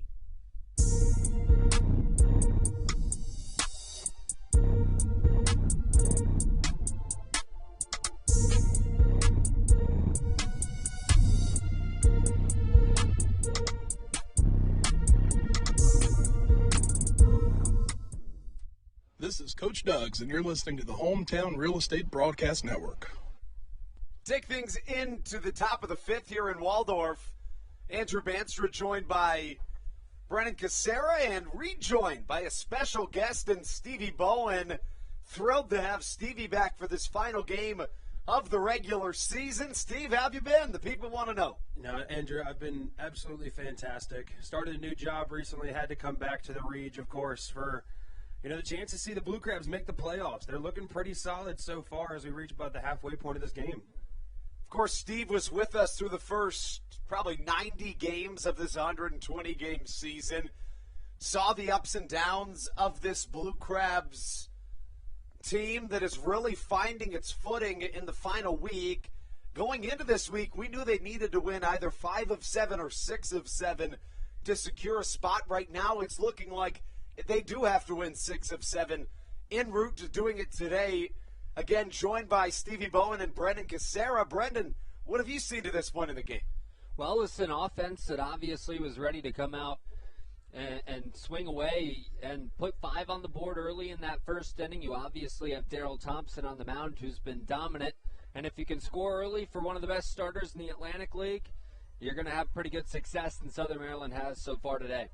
Thompson back out doing his thing again. Roberto Baldequin, the pinch hitter, flies out to the right fielder, Ruby Silva. For the most part, a Southern Maryland team that's been getting it done with the bats when Thompson isn't on the mound. Of course, being that Daryl had to start today with the Long Island Ducks winning last night, Thompson likely unavailable for a potential playoff series, but with this guy, you really never know. I mean, Steve, I'll never forget the night when we saw Daryl Thompson throw 3 1/3, the game gets rained out, and the next day he throws 4 2/3. You never see a starting pitcher start 2 days in a row, but we mentioned it so many times throughout the season. He's got a rubber arm. He's the guy that'll go out there, give you 150 pitches, and then be throwing a bullpen session the next day feeling perfectly fine. I don't get how he works, but it works. It really is unbelievable. I mean, based off of what both of you guys have seen, do you think that it would be realistic or even feasible for Thompson to, say, start Game 3, which would be Wednesday of this upcoming playoff series, or maybe like a Madison Bumgarner middle relief type situation is more realistic? Line drive caught by Tucker Nathans. Well, Andrew, I think that's all up to, the coaches and how they feel about him. I mean, just from watching him this first 3 quarters of the season so far, I can tell he's a guy that would have no issue putting himself out there on the mound on Wednesday. It's just all about how he feels after today. It's true. Brendan, what do you think? Based on what you guys have said about Daryl Thompson and what I've seen from him, I would think there's a decent possibility that could happen with him. We obviously know the importance of the postseason for Daryl Thompson. He's mentioned, one of those things he really wants, especially after he got that 75th victory, was, he wants to get a ring. So you may see him push for that Wednesday start. We'll just have to wait and see how things work out and what the decision Stan Clyburn comes to. Of course, Thompson's last time out, he became the all-time Atlantic League wins leader. Fly ball to the left side. Courtney Hawkins flies out. 50 pitches through 5 innings for Daryl Thompson. An absolute gem as we take things into the bottom half of the 5th right here on the Hometown Real Estate Broadcast Network.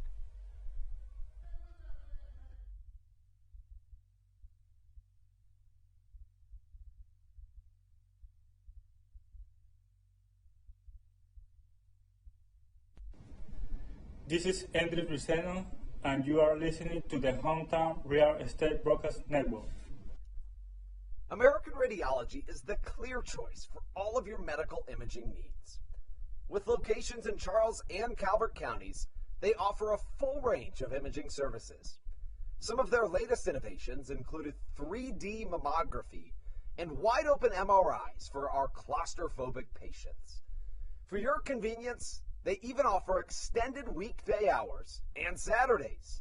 For more information or to schedule an appointment, visit their website at AmericanRadiology.com. 2020 was a year unlike any other for everybody. Quickly, the Southern Maryland Blue Crabs came to the realization that baseball must take a backseat to humanity. Immediately, the Blue Crabs staff and all of Crustacean Nation teamed together to provide COVID-19 tests and eventually vaccinations. Southern Maryland's hometown team also hosted food drives, blood drives, backpack drives, toy drives, and so much more, all to help their community. The Blue Crabs couldn't be more thankful to the healthcare heroes that have gotten us to this point and helped our community so much throughout the COVID-19 pandemic. That's why this season is dedicated to our healthcare heroes. Each Saturday night, we will have a healthcare hero, a local healthcare professional, throw out the first pitch of the game and be honored. That's why in 2021, all season long, healthcare professionals get $5 tickets to every single Blue Crabs game. Thank you so much, healthcare heroes, for all that you have, are, and will continue to do for our community. This is Coach Doug's, and you're listening to the Hometown Real Estate Broadcast Network. Bottom of the fifth inning here at Regency Furniture Stadium. Blue Crabs on top of the Legends 8-2, and Brendan Casera here alongside Andrew Banstra and Steve, our former intern, here with the Blue Crabs. And guys, it's been an interesting one so far. The Blue Crabs with a lot of offense early, and a new pitcher on the mound, Liam O'Sullivan, a 6'3", 225-pound right-hander out of Worcester, California. 4-1 on the season, 5.56 ERA, 43 2/3 innings of work. Has struck out 36, and he's walked 6. It'll be Alex Crosby to get things started for the Southern Maryland Blue Crabs. And if you're continuing on here, Andrew, are you thinking about maybe making a move to the bullpen, or is it still Daryl Thompson time? I think if you can get 1 or 2 more runs here in this inning, if you're the Blue Crabs, you could really find yourself in a situation where you'd feel comfortable moving on from Thompson and saving him for the upcoming postseason. But O'Sullivan is a really good option on the mound, was fantastic in Somerset in 2019. A guy with a really live arm has been good for Lexington this year. And a fastball inside for ball 2, 2-0 the count. It'll be Alex Crosby, Tucker Nathans, and Josh McAdams in the inning for Southern Maryland, as Crosby in the left-handed batter's box awaits the 2-0 pitch. This one chopped to the right side, strike number 1. Steve and I were talking about it in between innings. Just can't get over how good those pinstripe jerseys look. I mean, those might just have to become a staple. Honestly, I'm perfectly fine with it. It's pretty much just the Chicago White Sox's like city jerseys, but the SOMD and the font we chose on the front just looks all so clean together. So clean. This one's skied up towards second base, and the play will be made by Chris Fornacci out there in shallow right field to record out number 1 on the inning. Bring up Tucker Nathans with 1 down. Still an 8-2 Blue Crab lead here in the bottom of the 5th inning. And yeah, you guys mentioned the jerseys. Andrew, I was talking to you earlier about just how awesome those jerseys were. Probably the best ones I've seen since I've been here. But Steve, are those jerseys the best ones you've seen here with Southern Maryland, or are there better ones that I haven't seen? There are a few we've seen so far just from this past year. There are past uniforms. We have a couple hanging in like our box office and stuff like that. But from the ones this season, these might be the best. But, I mean, I can't get over our Blue Cheeses jerseys that True. we debuted for Wing Wars this year. They're awesome. The celery numbers, me and Andrew have a whole other thing about celery. We won't even get into that today. We don't need to. But let's avoid it. Yeah, let's just avoid that argument. And Tucker Nathans lines one into the right center field gap. Sanford tried to cut it off, lost it. Nathans rounding first, going into second, sliding safely as the ball gets away from the shortstop and Bennett Klinsky there. So a one-out double for Tucker Nathans brings up Josh McAdams.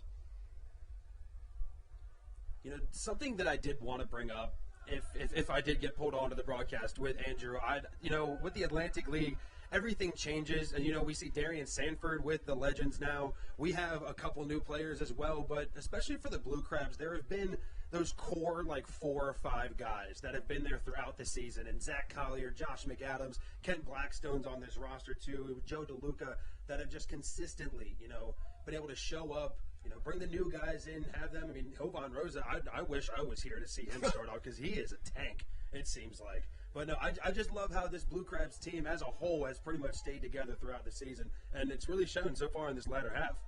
And you mentioned Josh McAdams, who's up right here. A fly out back in the first inning, a double in the third. He swung and missed at an off-speed pitch to get things started. As Sullivan checks second, kicks and fires. The 0-1 is up. No, it's in there for strike number 2. Quickly 0-2 to McAdams. And I think it's a really important point that you raised, Steve, in that, you talk about a league, again, with so much turnover, and you can look at guys that not only are together this whole season, but also perform all year. And, that really bodes well for a team looking to make the playoffs here. This one chopped down the left side into the Southern Maryland bullpens. We'll do it again at 0-2. Continue to scoreboard watch here, even though if the Blue Crabs do hold on to this 8-2 advantage, they will be Atlantic League North Division champions.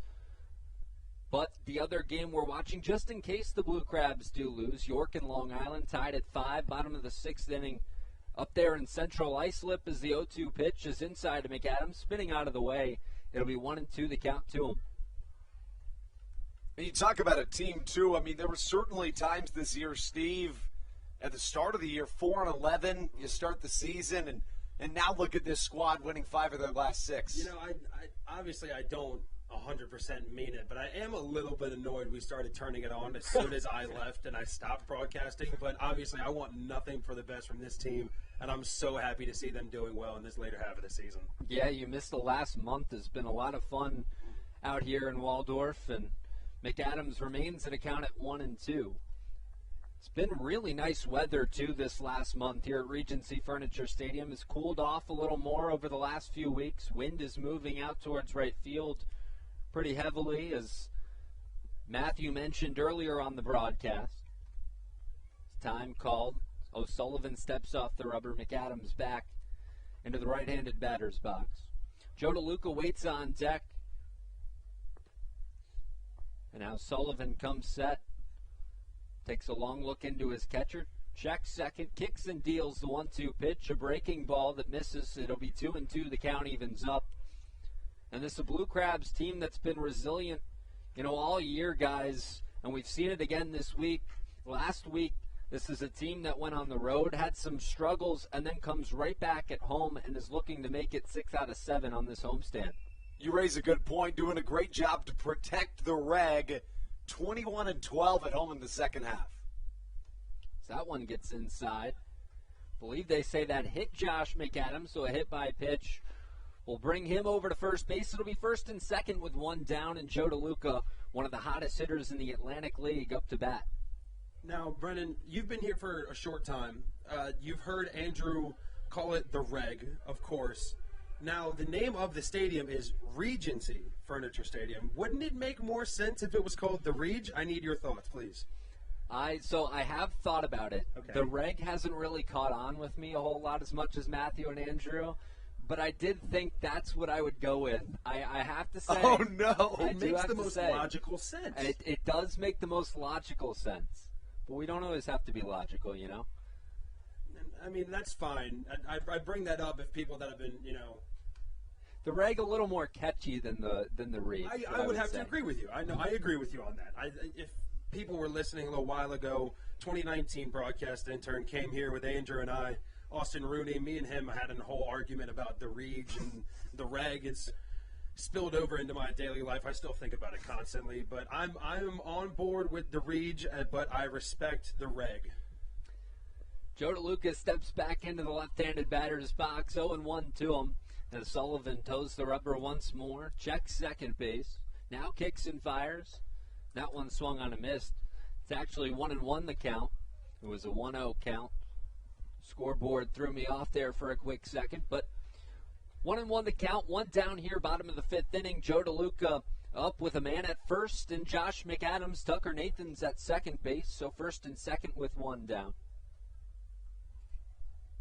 If Southern Maryland can cross a couple off here, get a couple more runs on the board, this is a completely new ball game.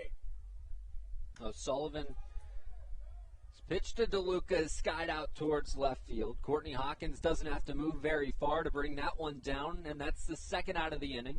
And now Michael Baca, the number 9 hitter for Southern Maryland, comes up.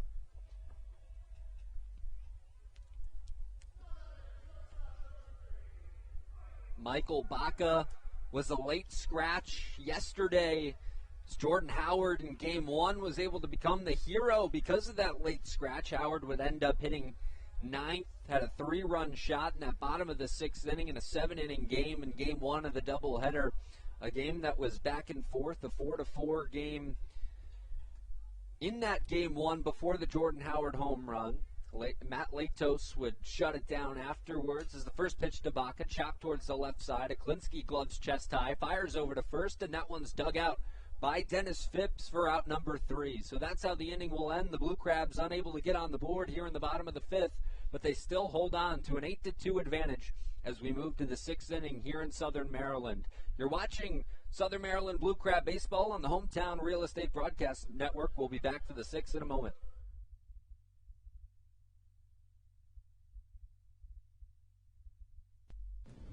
This is Matt Latos, and you're listening to the Hometown Real Estate Broadcast Network. Dyson Building Center is one of the oldest family-owned and operated hardware, lumber, and building supply stores in Southern Maryland. They are located in St. Mary's County on Route 5 in Great Mills. Dyson's has an expansive and diverse inventory to help you with all of your home improvement and project needs.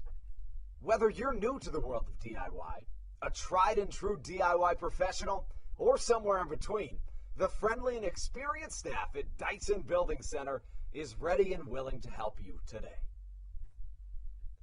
In February of 2020, Regency Furniture Stadium and the Southern Maryland Blue Crabs were given what we view as an honor, being named the 4th mass vaccination site in the state of Maryland.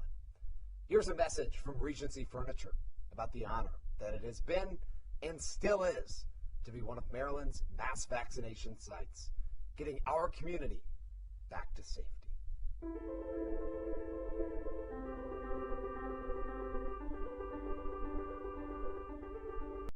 During these times of uncertainty, it helps to know there are things we can control. This is Patrick Baker, and you're listening to the Hometown Real Estate Broadcast Network. Daryl Thompson's day continues here in the top of the 6th inning from Regency Furniture Stadium as your Blue Crabs hold on to an 8-2 advantage. A win makes them the North Division champions, and they will head to Long Island tomorrow if they hold on to face those Long Island Ducks in the first round of the Atlantic League playoffs as Dennis Phipps steps in. It'll be 4-5-6 for Lexington here in this inning. Phipps, Juan Silverio, and Ben Aklinski will come to the plate as the first pitch grounded under the glove of Josh McAdams, and so Phipps will reach for the first hit of the inning.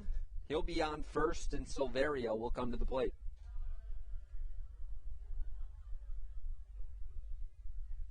Not exactly the way you want to get things started, guys. Josh McAdams just unable to make that play over at third.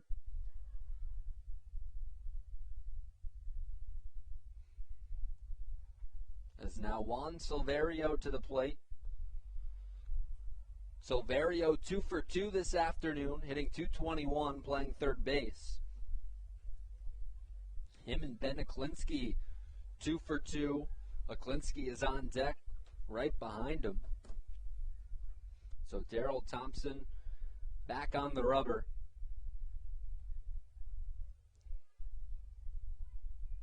And Silverio gets set now as Thompson sends in the first pitch. That a fastball that catches the outside corner for strike one.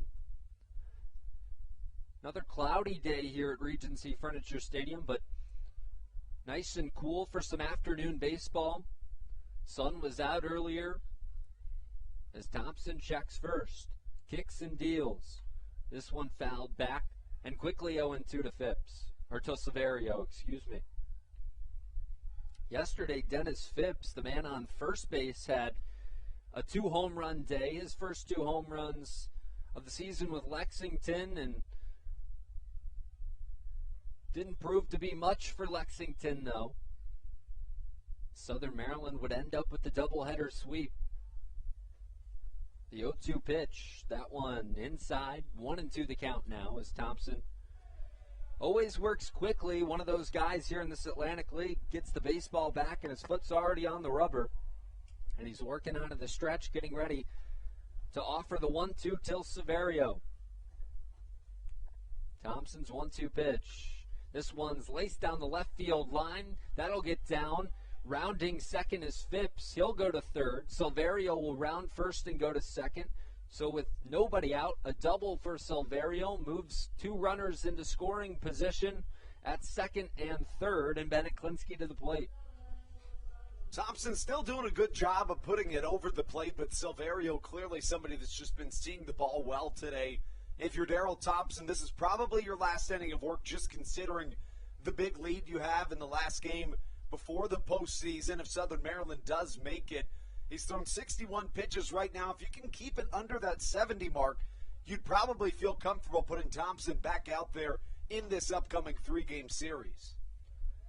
A Klinsky, a 2-for-2 day, just like Juan Silverio. So one of the guys you don't really want to see in this situation is the first pitch, a breaking ball that missed outside for ball 1. A Klinsky this season hitting .291. As Thompson comes set, takes a look over to third base, pitches, and that one is outside.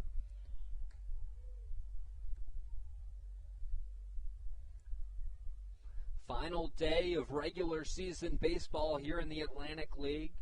Playoffs start tomorrow. As Thompson comes set, kicks and deals. That one skied up on the infield into foul territory. Alex Crosby moves and will make the grab for a big out, number 1. A massive out there, and that's just the Daryl Thompson special, getting an infield pop-up. The worst result you can have as a hitter. It's your worst nightmare, but for Daryl Thompson, it's really just what you've come to expect when you need it most. The most unfortunate play in baseball for a guy that tries to make contact is the pop-up in the infield, gets it there. You're working with the bottom third of the lineup now. So now Pete Jorgen to the plate. Catcher, first time we're getting to see Jorgen this weekend. He's 1-for-2 on the day, a .294 hitter this season. And the first pitch from Thompson's jammed up on the infield. Michael Baca will race in and make the catch at the cut of the grass for out number 2. So 2 quick outs for Daryl Thompson on some soft contact. Just we're talking about it. That's what he goes for so often, Steve. We've seen it all year long. A guy in Daryl Thompson that's just so good at making hitters kind of just mess up in a lot of senses. You know, people can say what they want, but as we all know, Daryl Thompson is the king of the Atlantic League, especially pitching. As of you know, the couple of days ago, and that's exactly what he does. He's not going to be at the top of those strikeouts, but he's going to be at the top of every other leaderboard you can have in Atlantic League history. And now this one fouled out towards the left side by Chris Fornacci, the batter now. Fornacci on the day, 0-for-2, playing second base. Was in the middle of a little bit of controversy yesterday. We've got our theories up here in the press box about what actually happened. Sounded like he was hit by a pitch, or looked like he was hit by a pitch, I should say, yesterday. And the home plate umpire said absolutely not. Sounded like it maybe hit the bat of Fornacci, but he claimed that it hit him.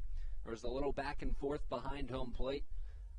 Fornacci would not end up being awarded first base on the hit by pitch. as Daryl Thompson's 0-1 is fouled straight back, quickly 0-2 now to Fornacci.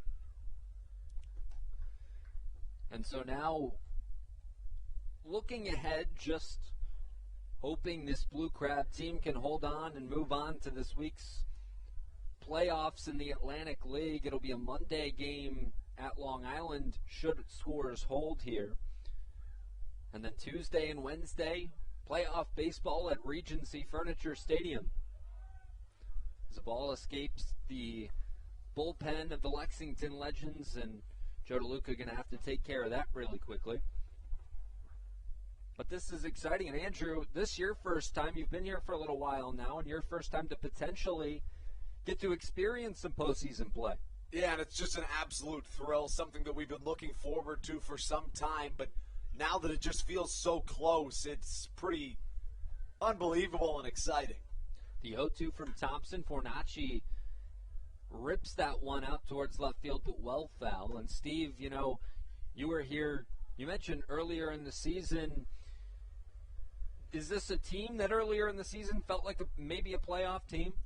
You know, coming into my summer internship, I didn't know a whole lot about the Atlantic League and what kind of talent you see down here. So coming in, I was kind of blind to everything. As Andrew said, we had 4-11 start.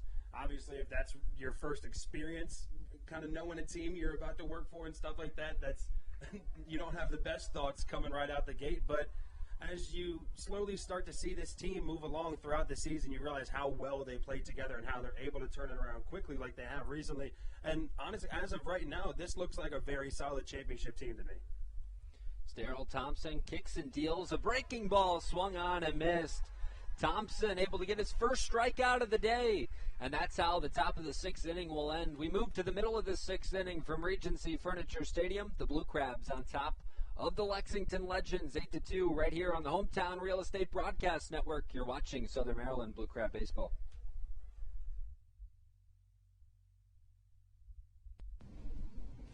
This is Daryl Thompson, and you're listening to the Hometown Real Estate Broadcast Network.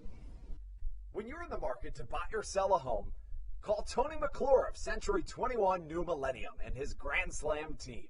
The realtor of the Southern Maryland Blue Crabs since our first season in 2008. Tony and his team of preferred partners includes Tim Murphy of CNF Mortgage and Steve Scott of the Scott Law Group. Together, they will ensure that your real estate needs are nothing short of a grand slam. The quality service you will receive is Hall of Fame worthy. Put Tony's 41-plus years of experience to work for you. Call or text Tony today at 301-928-1280 for your personal Grand Slam experience. Go Blue Crabs. Did you know that the Washington, D.C. metro area is the 5th most expensive place to live in the entire United States of America? Sometimes finding affordable housing in this area can feel impossible. If you're struggling to find affordable housing, look no further than the Villages of St. Charles by Ross Properties. You can visit them online at villagesatstcharles.com for more information today.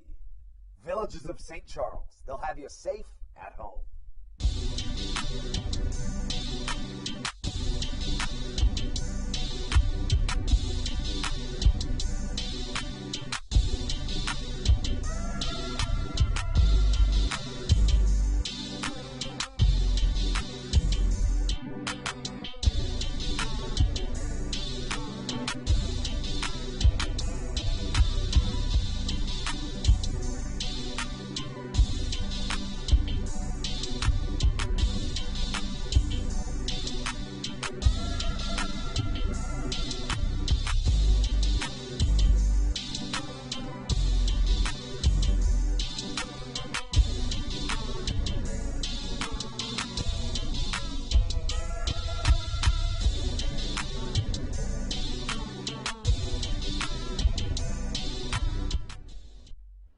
This is Joe DeLuca, and you're listening to the Hometown Real Estate Broadcast Network.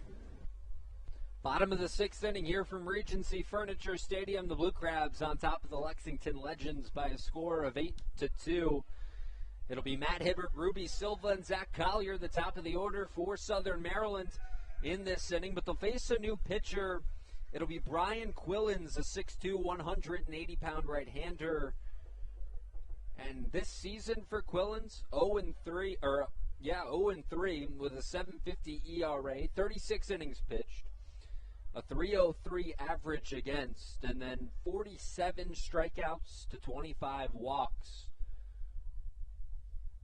And, just going back to that top of the sixth inning, the ability for Daryl Thompson to have runners at second and third with no outs and then find somehow to get to a chance to have 0 runs come across. I mean, that's just not really something that happens, and the ability to keep the momentum outside of the Lexington Legends dugout is honestly almost unbelievable that he did that, even for him.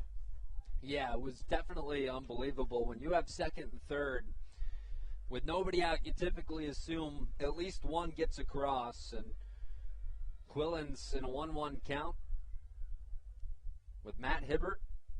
Hibbert, a ground out in the first, single in the second, and a walk in the fourth. As Quillens comes set, once again, kicks and deals, a fastball bounced in the dirt. Some good velocity from Quillens. We'll see if he can locate it as we move throughout, as he's touching just under 94, right around 93.6. The max velocity on the first 3 pitches from Quillens is the 2-1 from him. That one inside. No, it catches the inside corner. 2-2 the count. You talk about a guy in Brian Quillens, again, good velocity, has some struggles commanding the fastball and has really struggled of late. In his last 3 appearances, 4 innings pitched, 8 runs, 7 of those runs earned. Outside of that, he's been relatively good on the season, just has struggled of late. And his 2-2 to Hibbert. That one lined up the middle, and Matt Hibbert will be aboard with a base hit to get things started here in the bottom of the 6th inning. And that'll bring up Ruby Silva for Southern Maryland. That piece of hitting right there from Matt Hibbert could very literally be used at an instructional clinic. I mean, just a perfect swing, keeping his hands inside, just going right through the baseball, line drive up the middle, not really a hitter's pitch to hit, but really just puts it right back up the middle, inside out swing. Matt Hibbert is on fire at the plate at the right time, 2 for 3, a run scored and a walk today. Quillens first offering to Ruby Silva, up and away for ball 1. Silva so far today, a 1 for 3 day. This is 4th at bat. A single back in that first inning, the big first inning for the Blue Crabs, where they put 5 on the board. A ground out in the second and a strikeout in the fourth for the left-hander. As he chops this one up the middle, Aklinski going to come with the glove and no throw over to first. Ruby Silva's safe, and so Ruby Silva once again beats out an infield single. Unbelievable for Ruby Silva, a guy who generally gets it done with the power. I mean, you talk about a guy in Ruby Silva that coming into the day has a .510 slugging percentage, but he also has such good speed. Another infield single, as you mentioned, and you're just not going to get a ton of those from power hitters. But right now, Quillens in trouble, and Southern Maryland could try to put this game away here in the 6th. Ruby Silva, anytime it's hit on the infield, you are definitely not guaranteed the out at first base. There, Aklinski unable to make the throw as Silva beat it out. And now Zach Collier to the plate. Quillens first offering to Collier, up and away for ball 1. Collier on the day, a walk in the first, a ground out in the second, and a triple back in the 4th inning. It was the 4th inning that saw the Blue Crabs score 2. Quillens has struggled this year against the Blue Crabs. And that one all the way to the backstop. Runners both advance, now second and third for Southern Maryland. They find themselves in a similar situation that the Lexington Legends had in the top half of this inning. We'll see if Southern Maryland, though, can find a way to score. Entering play against Southern Maryland, 2 2/3 innings. He's allowed 5 runs, make that 6 runs, 5 of which have been earned against the Blue Crabs. And they're threatening to score once more with this bad man at the plate and Zach Collier. And Collier awaits the 2-0. That one inside, and once again, It's just the struggle with command for Brian Quillens. And that's the issue you see with guys, high-velocity guys at pretty much every level. If they can command that fastball, they typically have success, but it's keeping it in the zone. That's usually a struggle as he sets and fires. The 3-0 is in there for a strike. 3-1 the count to Collier. You know, something I haven't talked about enough this year is the fact that Corey Vaughn, unequivocally the best offensive player on the Southern Maryland team for the last really 4 years, an everyday center fielder. Replacing that guy was going to be really difficult to do, but Collier doing a great job filling those shoes. And he rips this one out towards center field. Darian Sanford going back, though. He'll make the catch. Tagging and scoring is Matt Hibbert, so a sacrifice fly for Zach Collier. Ruby Silva advances to third. A 9-2 lead now for Southern Maryland. And Andrew, Zach Collier just continues to bring in runs any way you need him. It's incredible. Zach Collier today, he's had 4 plate appearances, a walk, and then he drove in a run on a ground out, drove in a run on a triple, and now drives one in on a sac fly, just getting it done when the Crabs needed the most. And so that'll bring up Jovan Rosa in the right-handed batter's box. Rosa so far today, a double in the first, ground out in the second, strikeout in the fourth, and he looks at a first pitch that's low for ball 1. Rosa was in the midst of a bit of a slump at the plate coming into this weekend and just this homestand in general. But now in this series, a big 4-for-7 weekend, and it came at the right time as that one almost got him. A fastball inside that Rosa was able to evade. 2-0 the count. Rosa this season coming into the game, a .250 batter with 4 home runs and 16 RBIs. Currently on a 4-game hitting streak now. It was a 3-gamer extended in this one with the double in the first inning. Quillens takes a long look in, kicks and fires the 2-0. That one's in there for a strike. 2-1 the count.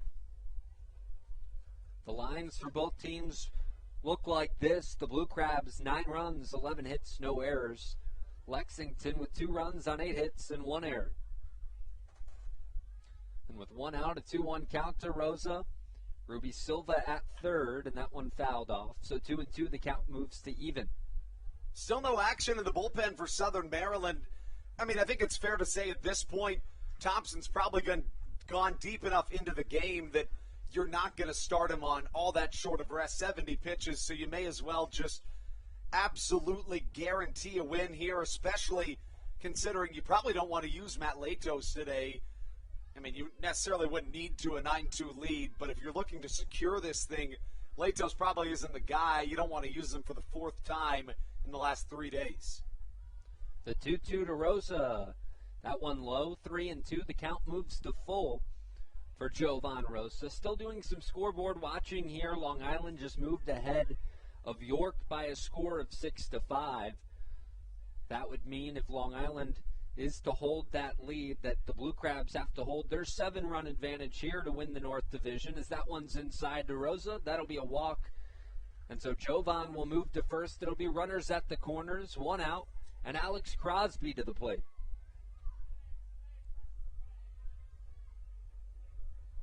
And Alex Crosby, Andrew, a guy that took some time off to go play for his country in Great Britain, but since he's returned, he has been a huge addition to this Blue Crabs offense. He really has, a guy that just day in and day out provides for this offense and defensively at first base. Saw him making one of the biggest plays of the year last night over at the first base position. Yeah, Matt Latos was on the mound. A ball that was ripped down the right field line on the ground as that first pitch is outside for ball 1. Crosby had to dive with runners on and make the stop. I was talking to you earlier today saying that's usually a double, and Alex Crosby could have potentially saved the season there with a play like that. The 1-0 is outside once again, 2-0 the count. Tucker Nathans waits on deck for the Blue Crabs. And Crosby looking to bring home another run for Southern Maryland as Quillens kicks and deals that one chopped to the right side, 2-1 the count. Nice crowd on hand, the last regular season game here at Regency Furniture Stadium. We hope there will be a Tuesday and Wednesday games right here too in the postseason. It's definitely looking good for Southern Maryland, but still some work to be done. As Quillens kicks and deals, that one's ripped down the right side, foul once again, 2-2 the count even.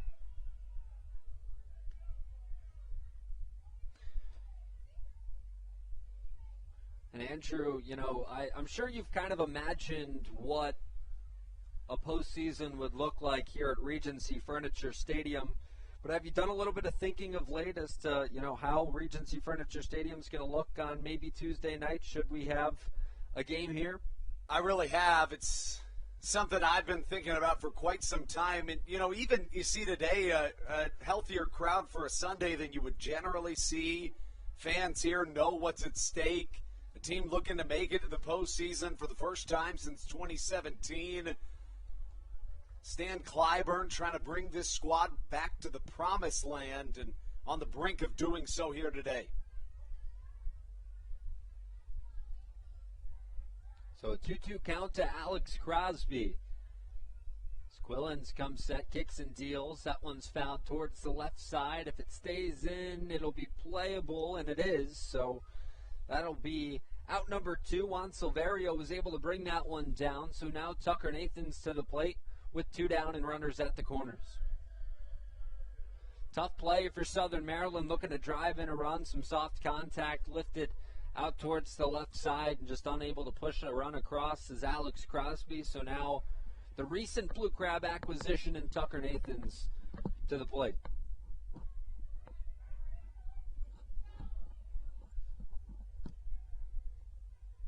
Righty on lefty matchup here. Quillens the big right-hander versus Nathans the lefty batter.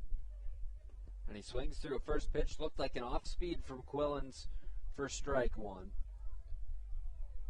Quillens featuring fastball, cutter, slider, curveball, sinker so far this afternoon in this appearance of work. But out of the 24 pitches he's thrown, 11 of them fastballs and 10 of them cutters. The 0-1, that one outside, 1-1 the count. Brendan, real quick, I like what Andrew was saying about what Stan Clyburn's going to do this afternoon with Daryl Thompson, and it's just too late in the game that I definitely agree that you should just finish it off with them and guarantee your win. And that Matthew Hargrove, who joined us as that one's grounded over to Silverio at third. He tosses over to second base to record the third out of the inning. The Blue Crabs able to push one across and extend that lead to 9-2. As we move to the 7th inning here at Regency Furniture Stadium, the Blue Crabs just 3 innings away from potentially clinching that Atlantic League North Division title. And you're watching it right here on the Hometown Real Estate Broadcast Network. It's Southern Maryland Blue Crab Baseball.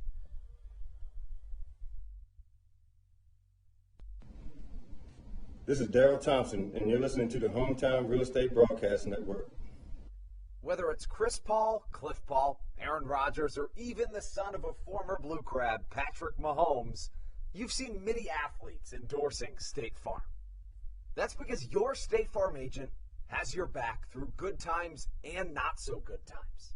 That's why all the Blue Crabs, Daryl Thompson and the whole team, trust State Farm with their insurance needs. State Farm is the company people have trusted for over 99 years to help life go right. Call your local State Farm agent, Greg Conklin, today at 240-776-4289.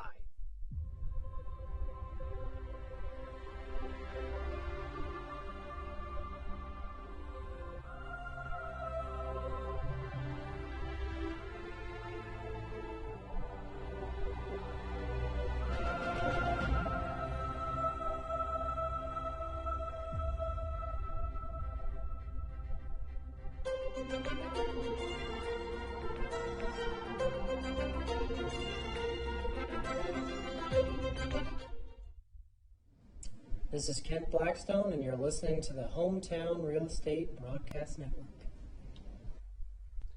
9-2, Blue Crabs on top of the Legends here in the top of the 7th inning as Lexington comes to bat. Daryl Thompson's day of work continues on here. Brendan Casera alongside Matthew Hargrove and Andrew Banstra on the Hometown Real Estate Broadcast Network. Thompson's day so far, 6 innings pitched, 2 earned runs, 1 strikeout, no walks on 8 hits. Thompson gave up the 1 home run in the top of the 4th inning, and it's been zeros outside of that in this one. As Darian Sanford going to lead things off, 9-1-2 for Lexington here. The Legends already booked their ticket into the postseason a long time ago, back in that first half of this Atlantic League season.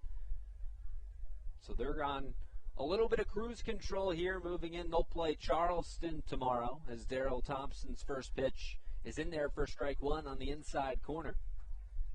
Definitely think that Stan Clyburn is going to push Daryl Thompson in that 9th inning so he can save his bullpen for the postseason. And we will wait and see, what Stan Clyburn kind of does. Is a 1-1 count to Sanford. 1 for 2 day for the Lexington center fielder as he fouls that one off. 1-2 the count. Matthew, you mentioned that Daryl Thompson may go the distance here. We do see, I believe that's Patrick Baker out there moving towards the bullpen. Not sure if he's just getting a good view of the game from out there or if he's going to get ready to warm up. But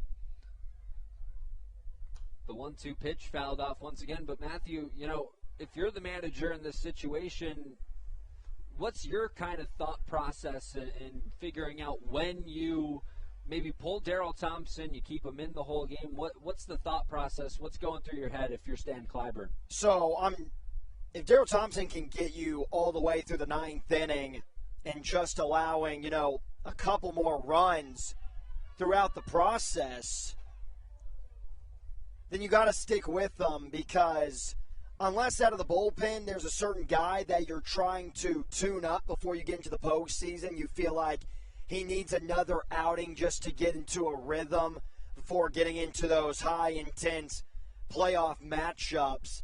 And as far as I'm concerned, most of the more reliable guys out of the pen have already had those tune-ups.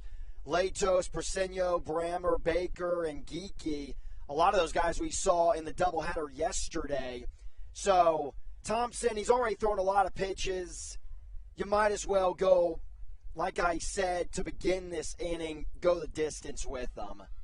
You mentioned the pitch count. Thompson at about 75 pitches. The 2-2 to Sanford fouled off to the right side, so it'll remain 2-2.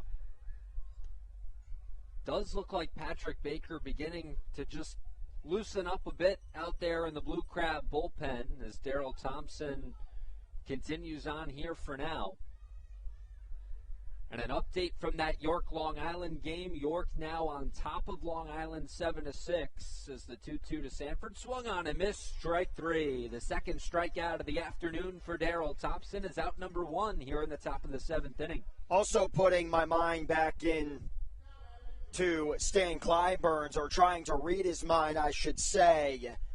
That game in York, between York and Long Island, is just too close. You just cannot afford to take Thompson out of this game, even if it gets up to, 11-2 going into the 8th inning, and risk a chance of Long Island beating the Revs and then somehow your bullpen just doesn't have it today.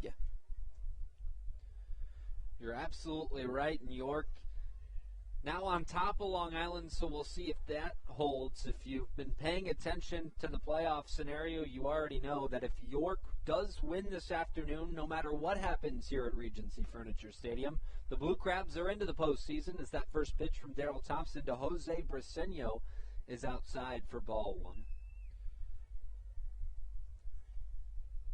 Thompson's pitch number 2, that time in there for a strike, 1-1 the count. This is Briseño's first at bat of the afternoon, a .336 hitter on the season. And he waits the 1-1. Chopper over to Michael Baca on the left side of the infield. He fires over to first for out number 2. So 2 quick outs for Daryl Thompson here in this top of the 7th inning. and that'll bring up Cole Sturgeon. One of the reasons why pitching has been so great in this 4-game set against Lexington is the ability to consistently get out their big bats. Talking about Briseño, he's only really hurt you that one time with a home run. For the most part, they've done really well against Courtney Hawkins. And what have you seen from the offensive approach this weekend, Matthew, by Lexington? I've seen a lot of aggressiveness, and I think that has a lot to do with what Andrew and I... This one's ripped out towards right field. If it's fair, it's gone. It is fair. And it is fair, and that one's gone. A home run for Cole Sturgeon. And so Lexington back on the board. It's 9-3. The Legends have only been able to score against Daryl Thompson via the long ball this afternoon as Sturgeon hits his 10th home run of the year. Just a fastball. The second home run hit today by Lexington. The first one was a Klinsky, and that's out of the 4th inning that got the Legends back in the ball game. But the 2 times that Daryl Thompson has given up the home run, both on fastballs. Obviously, the location not the greatest to a Klinsky, high and inside, too much over the plate. This one wanted to get it inside, left too much of the plate. Thompson's first pitch to Courtney Hawkins now lifted out towards right field. Going back and making the play is Silva for out number 3, and that's how the inning will end. So it's stretch time here at Regency Furniture Stadium for one final time in this regular season as the Blue Crabs lead the Legends 9-3 right here on the Hometown Real Estate Broadcast Network. You're watching Southern Maryland Blue Crab Baseball.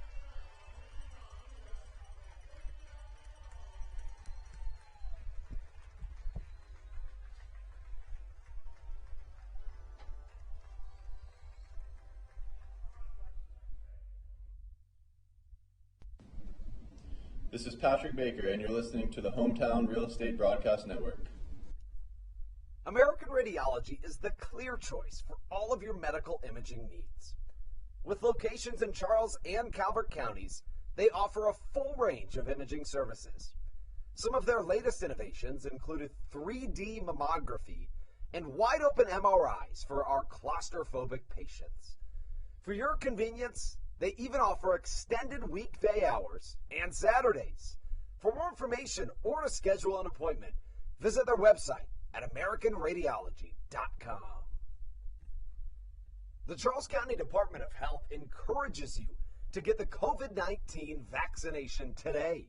You can get it all over Southern Maryland or no matter where you are across the United States. Vaccinations are offered right here at Regency Furniture Stadium with no appointment needed. Charles County Department of Health and the Southern Maryland Blue Crabs urge you to take one for the team and get the vaccine.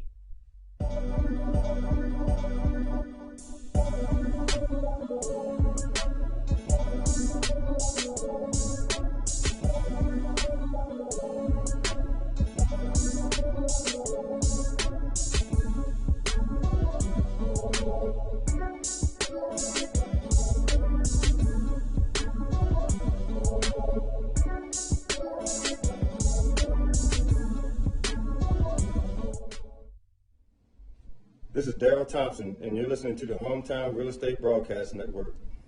Looks like the day for Daryl Thompson is done. 7 innings pitched. If his night is over, he gave the Blue Crabs an incredible shot at making it back to the postseason for the first time since 2017. The line right now for the right-hander who just gave his curtain call. 7 innings pitched, 3 runs all earned. No walks, 2 strikeouts, and 9 hits allowed as Kent Blackstone comes up to the plate. A pinch hitter here to face off against Brett Schneider. Schneider coming into this one, trying to keep the score right where it is. Southern Maryland, as we take things into the bottom of the 7th, put up 5 runs in the bottom of the 1st. And at the time, Brendan, it looked like the Blue Crabs were going to run away with it. But looking back on it, each and every one of those 5 runs was incredibly important, especially in an Atlantic League where we know runs can come in bunches. Yeah, they can come in bunches, and obviously with everything riding on this game to get you into the postseason, no lead really feels safe if you're Southern Maryland. So, credit to this offense for continuing to try and provide some insurance runs for their pitcher, and Daryl Thompson. He was phenomenal once again this afternoon, and we'll see if they can get a few more insurance runs as we move throughout the last 3 innings of this game. Thompson, if the Blue Crabs hold this lead, is in line for his 16th win of the year. That would be a career best for the Southern Maryland native right-hander as the count moves to 2-1. Why not continue to create records if you're Daryl Thompson? Already won this week. That an Atlantic League record with 75 wins, and then a career best, a little personal record with the 16 wins if the score holds. The 2-1 on its way from Schneider. Blackstone chases a fastball. The count draws even at 2-2. Kent Blackstone appearing in just about every game in this series. 0 for 1 last night. Hits well against the Legends. A grand slam against Lexington this year. 8 for 33 in 10 games played. The 2-2. Lofted, foul to the right side. We'll stay at 2 balls, 2 strikes.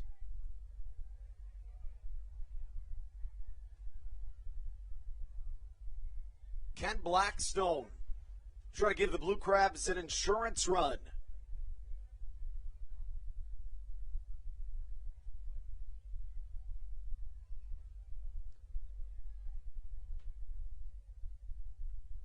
Chases a fastball and goes down swinging, and Brett Schneider gets the first out of the 7th. That'll go for Joe DeLuca. DeLuca comes up to the plate, 1 for 3 today. Drove in a run back in the first inning. Extended to a 16-game hit streak. Yeah, it's been a lot of fun to watch Joe DeLuca of late. Doesn't look like he's slowing down anytime soon, which is perfect for this Blue Crabs offense. And, we've talked about it over the last week. He just adds a different element to this team when you have a guy like Joe DeLuca hitting at the bottom of your order. He really does. A guy who's come through time and time again as he swings and misses on a curveball. Count 0-1.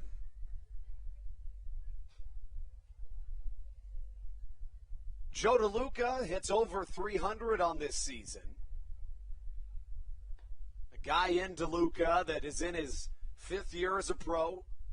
A switch-hitting catcher chops one to the left side. It's going to be a tough play for Schneider. Sidearm throw in time. Out number 2. Joe DeLuca with pretty good speed for a catcher. Not a position you see a whole lot of speed at, but Schneider able to make the tough play and still get the out. Yeah, he really does have fantastic speed. You said it, especially for that catcher position. A guy that just gives you so much versatility as a player, and that brings up Michael Baca, who comes to the plate. Trying to spark some 2-run, make that 2-out magic.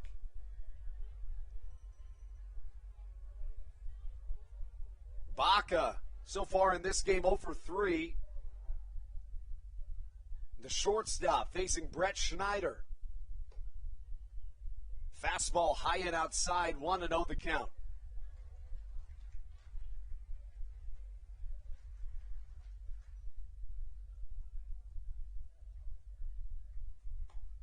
Another fastball, this time in there for a called strike as the count draws even. 9-3 lead for the Blue Crabs. A win sends them to the playoffs for the first time since 2017. Baca to the left side. Good play at third by Juan Silverio, who turns, fires, and just in time is the third baseman to get us through 7 innings of baseball played. Looks like Patrick Baker will be coming to the mound when we return. More baseball to be played on the Hometown Real Estate Broadcast Network.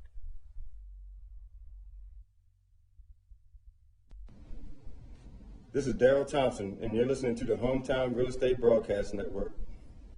Whether it's Chris Paul, Cliff Paul, Aaron Rodgers, or even the son of a former Blue Crab, Patrick Mahomes, you've seen many athletes endorsing State Farm.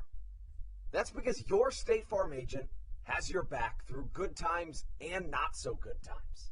That's why all the Blue Crabs, Daryl Thompson and the whole team, trust State Farm with their insurance needs. State Farm is the company people have trusted for over 99 years to help life go right.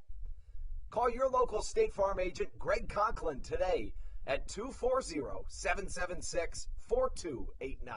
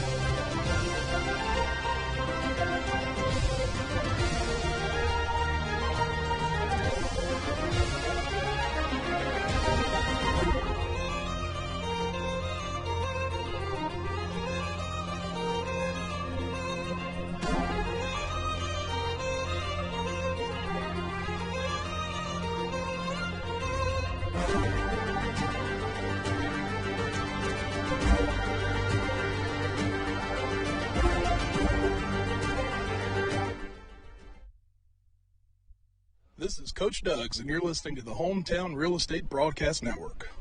To the top of the 8th, we go here in Southern Maryland, a 9-3 lead. Patrick Baker given the task to try to protect that lead as the right-hander comes to the mound, having become one of Stan Clyburn's more trusted options out of the bullpen. A guy that struggled at the start of the season, but has really, again, become one of the top options for Stan Clyburn out of the pen. A guy in Patrick Baker that comes on, and despite being a healthy lead for Southern Maryland, maybe his biggest appearance of the year, Brendan. Yeah, one of his biggest appearances of the year, trying to hold a 9-3 lead for Southern Maryland. And you talked about Patrick Baker, a guy who's had his ups and downs this season, but his down success, especially of late, has been versatile for this Blue Crabs team. Has started a game, too, for Southern Maryland this season. So a guy who's gotten it done, especially when Southern Maryland has needed it the most down the stretch here. And we'll see if he can continue it on and get the Blue Crabs just that much closer to potentially clinching that Atlantic League North Division title. Again, we can give you the final line on Daryl Thompson, the right-hander in line for his 16th win of the year. 7 innings pitched, 3 runs all earned, 9 hits, no walks, 2 strikeouts. A vintage performance in one of his biggest in years.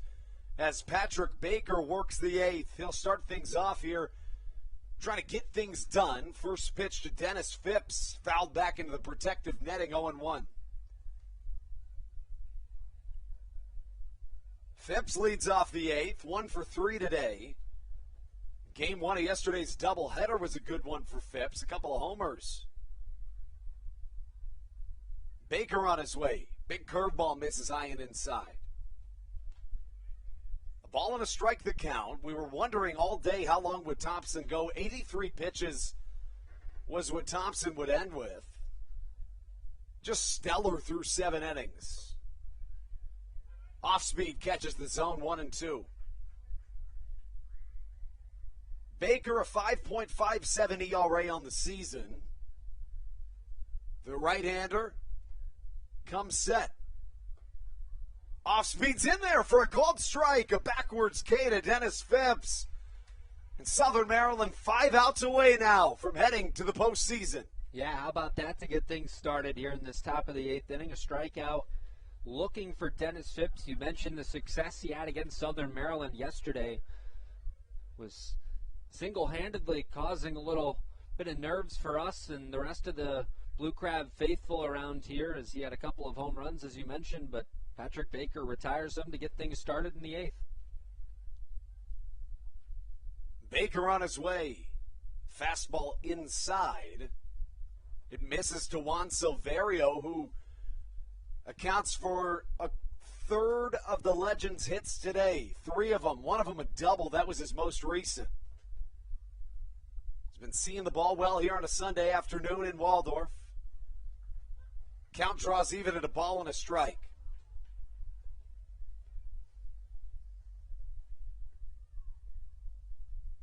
Baker set, glove in front of the face. The right-hander on his way. Curveball, half-hearted swing, 1-2 the count.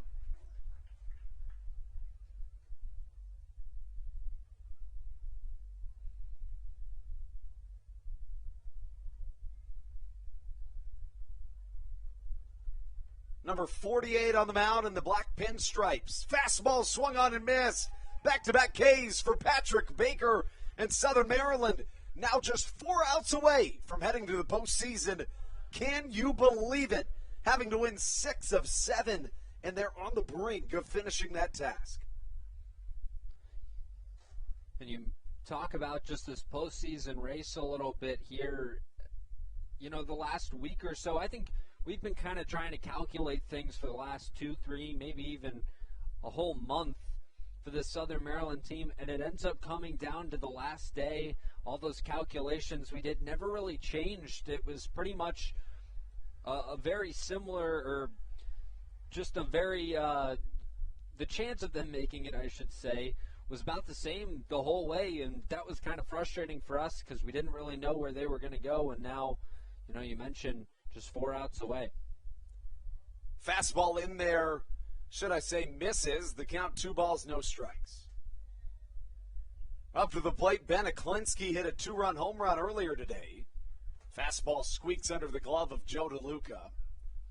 Looks like the count is indeed 2 balls and 1 strike.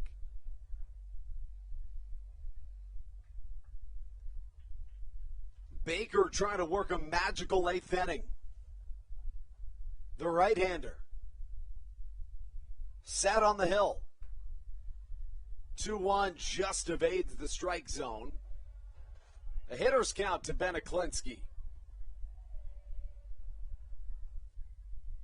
Aklinski, a former Kentucky Wildcat. Bounces a 3-1 chopper foul. And now we're full. A mad dash for the ball in the stands as Baker gets a new one.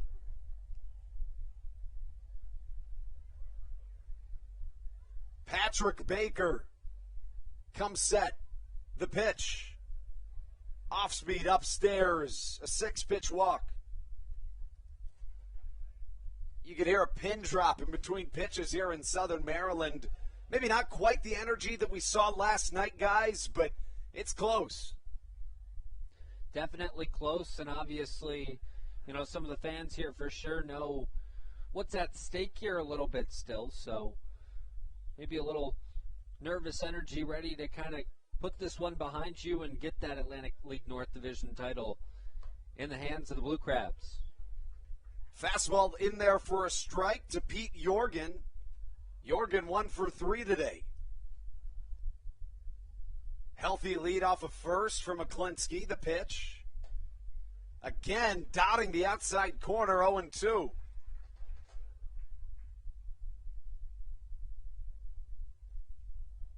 Patrick Baker working this 8th inning. After 7 dominant innings from Daryl Thompson. The right-hander. The pitch. Fouled to the right side.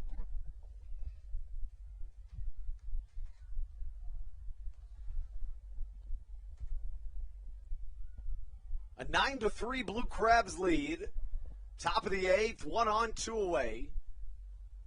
A win puts Southern Maryland in the playoffs for the first time since 2017. The 0-2. Slider misses downstairs.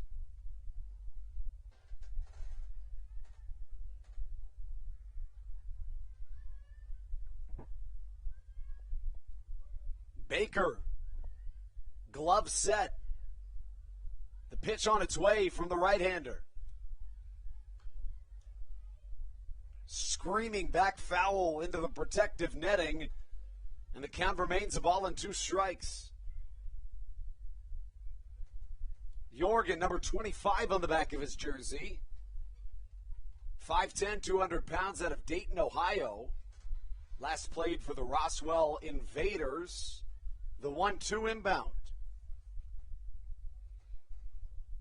Swing and a miss. Strike out the side for Patrick Baker, who puts the Blue Crabs 3 outs away from finishing off a magical run to the postseason. Don't turn that dial. We'll be right back on the Hometown Real Estate Broadcast Network. This is Daryl Thompson, and you're listening to the Hometown Real Estate Broadcast Network. Whether it's Chris Paul, Cliff Paul, Aaron Rodgers, or even the son of a former Blue Crab, Patrick Mahomes, you've seen many athletes endorsing State Farm. That's because your State Farm agent has your back through good times and not so good times. That's why all the Blue Crabs, Daryl Thompson, and the whole team trust State Farm with their insurance needs. State Farm is the company people have trusted for over 99 years to help life go right. Call your local State Farm agent, Greg Conklin, today at 240-776-4289.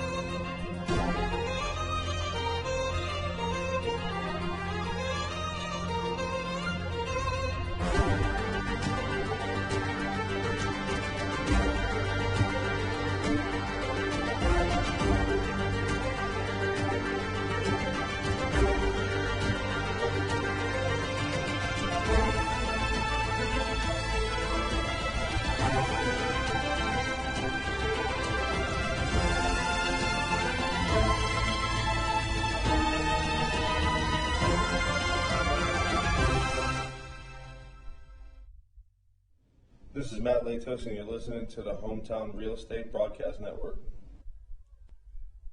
Here comes Matt Hibbert. He'll face off against a former Blue Crab and Rob Carson, who takes the mound here in the 8th for the visiting Lexington Legends. Southern Maryland trying to add some offense before that top of the 9th, the 9-3 lead.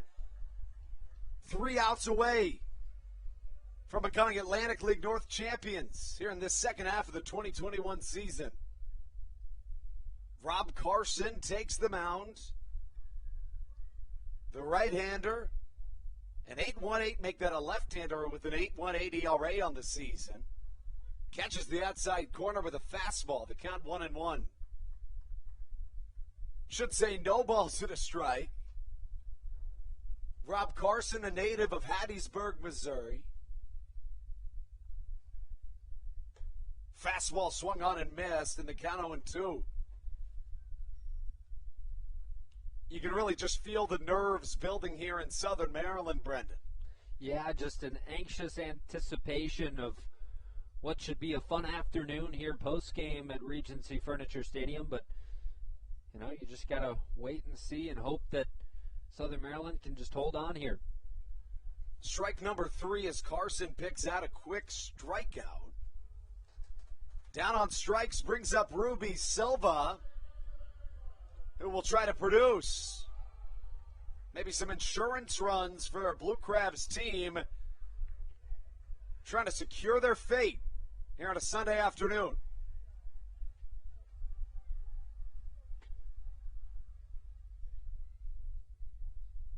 Silva, number 12 on the back of that black pinstripe jersey.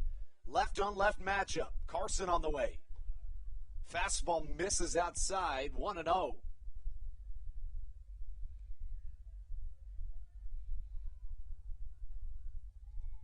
Silva, a native of Cuba, has been a fantastic addition to this Southern Maryland team. was named the Blue Crabs Offensive Player of the Year earlier today. Deservingly so, Brendan. Absolutely. Ruby Silva, a guy, you told us a lot about before we got here, was struggling just a bit at the time, when we first got here, but as we've moved on through the last month or so, Ruby Silva's been fantastic, and you're going to need his bat for this postseason run if Southern Maryland's able to finish this off right here.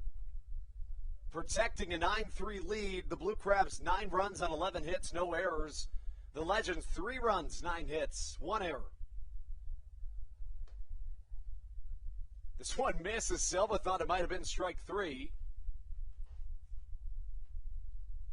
For a Blue Crabs team that was making some errors defensively from time to time, they've really cleaned things up over this last 7-game stretch.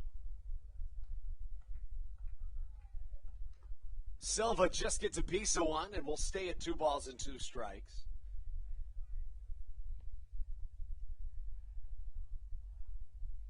Ruby wears number 12 on the back of the jersey. Has almost always worn number 12 as a Blue Crab. There was a time in 2019 for 3 days he switched to number 1, but quickly switched back. Left-on-left matchup continues here on a Sunday afternoon in Waldorf. Chopper to the right side. Silva sees the first baseman snare it and step on first for out number 2. One of the few times against Ruby Silva you'll have a routine play on an infield hit where you don't have to worry about the speed of Silva beating it out at first base. And so Lexington probably happy about that one after Silva's infield single earlier in the game. If the Blue Crabs have it their way, this will be their last offensive appearance before heading to the postseason. Bottom of the 8th, leading 9-3, needing a win to secure a spot in the playoffs. A little bit of scoreboard watching. The York Revolution are leading the Long Island Ducks 9-6 in the bottom of the 9th. But with that being said, no matter the score of that one, to be outright champs, the Blue Crabs would like to hold on and win this game. Swing and a miss, 0-2. Either way, if the Revs do hold that lead, the Blue Crabs would be in. And it's just been huge for Southern Maryland knowing all week you control your own destiny. You don't have to worry about anybody else. You don't have to worry about what Long Island's doing, what York's doing. If you just take care of business yourself, and to this point, Southern Maryland's done that. Swing and a miss as Collier goes down on strikes. And guys, it's that time. Let's take things into the top of the 9th inning. When we return, we could be seeing some magic on the Hometown Real Estate Broadcast Network. This is Matt Latos, and you're listening to the Hometown Real Estate Broadcast Network. Dyson Building Center is one of the oldest family-owned and operated hardware, lumber, and building supply stores in Southern Maryland. They are located in St. Mary's County on Route 5 in Great Mills. Dyson's has an expansive and diverse inventory to help you with all of your home improvement and project needs. Whether you're new to the world of DIY, a tried and true DIY professional, or somewhere in between, the friendly and experienced staff at Dyson Building Center is ready and willing to help you today. In February of 2020, Regency Furniture Stadium and the Southern Maryland Blue Crabs were given what we view as an honor, being named the 4th mass vaccination site in the state of Maryland. Here's a message from Regency Furniture about the honor that it has been and still is to be one of Maryland's mass vaccination sites, getting our community back to safety.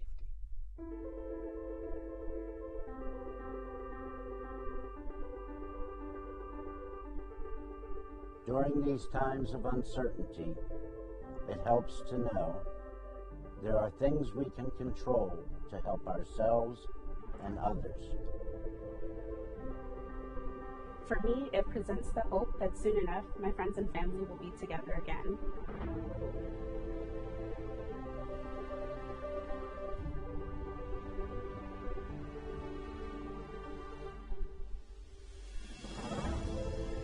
want to take this moment to thank the Maryland National Guard for their support in helping to facilitate and manage the vaccinations here at the Regency Furniture Stadium.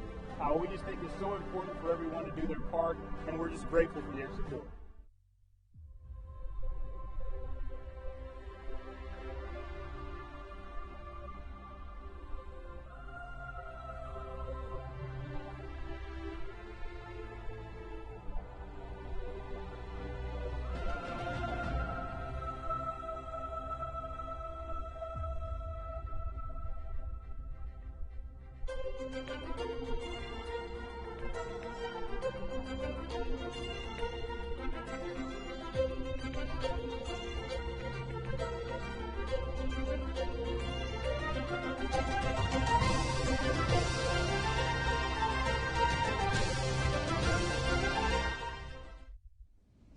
This is Patrick Baker, and you're listening to the Hometown Real Estate Broadcast Network. And here we go.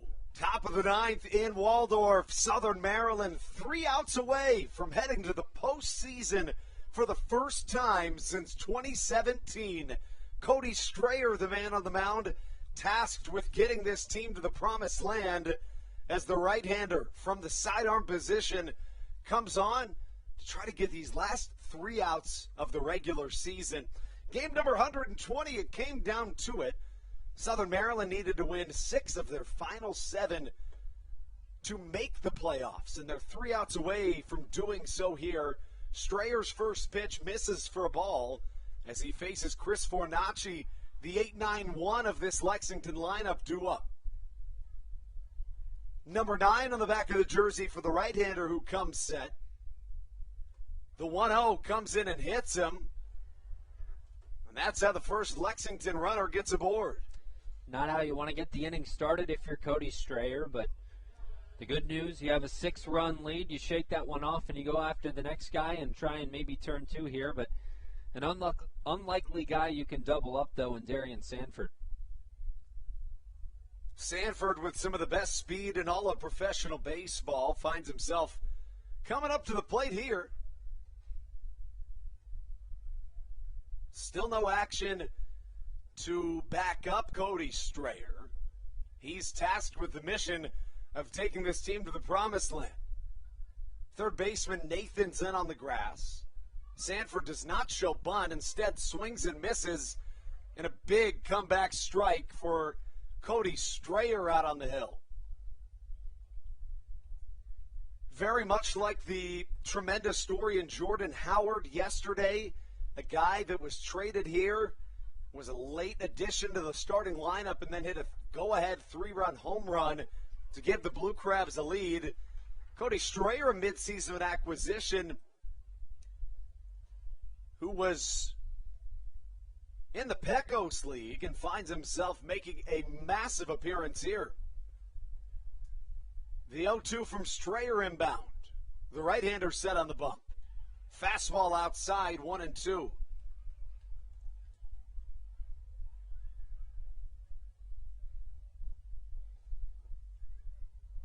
Darian Sanford at the plate. Sanford, nearly 80 stolen bases in the regular season and over 100 games. Strayer, number 9. Set of the belt. The pitch hit to the left side in the air. Shortstop Michael Baca goes back on it and catches for out number 1.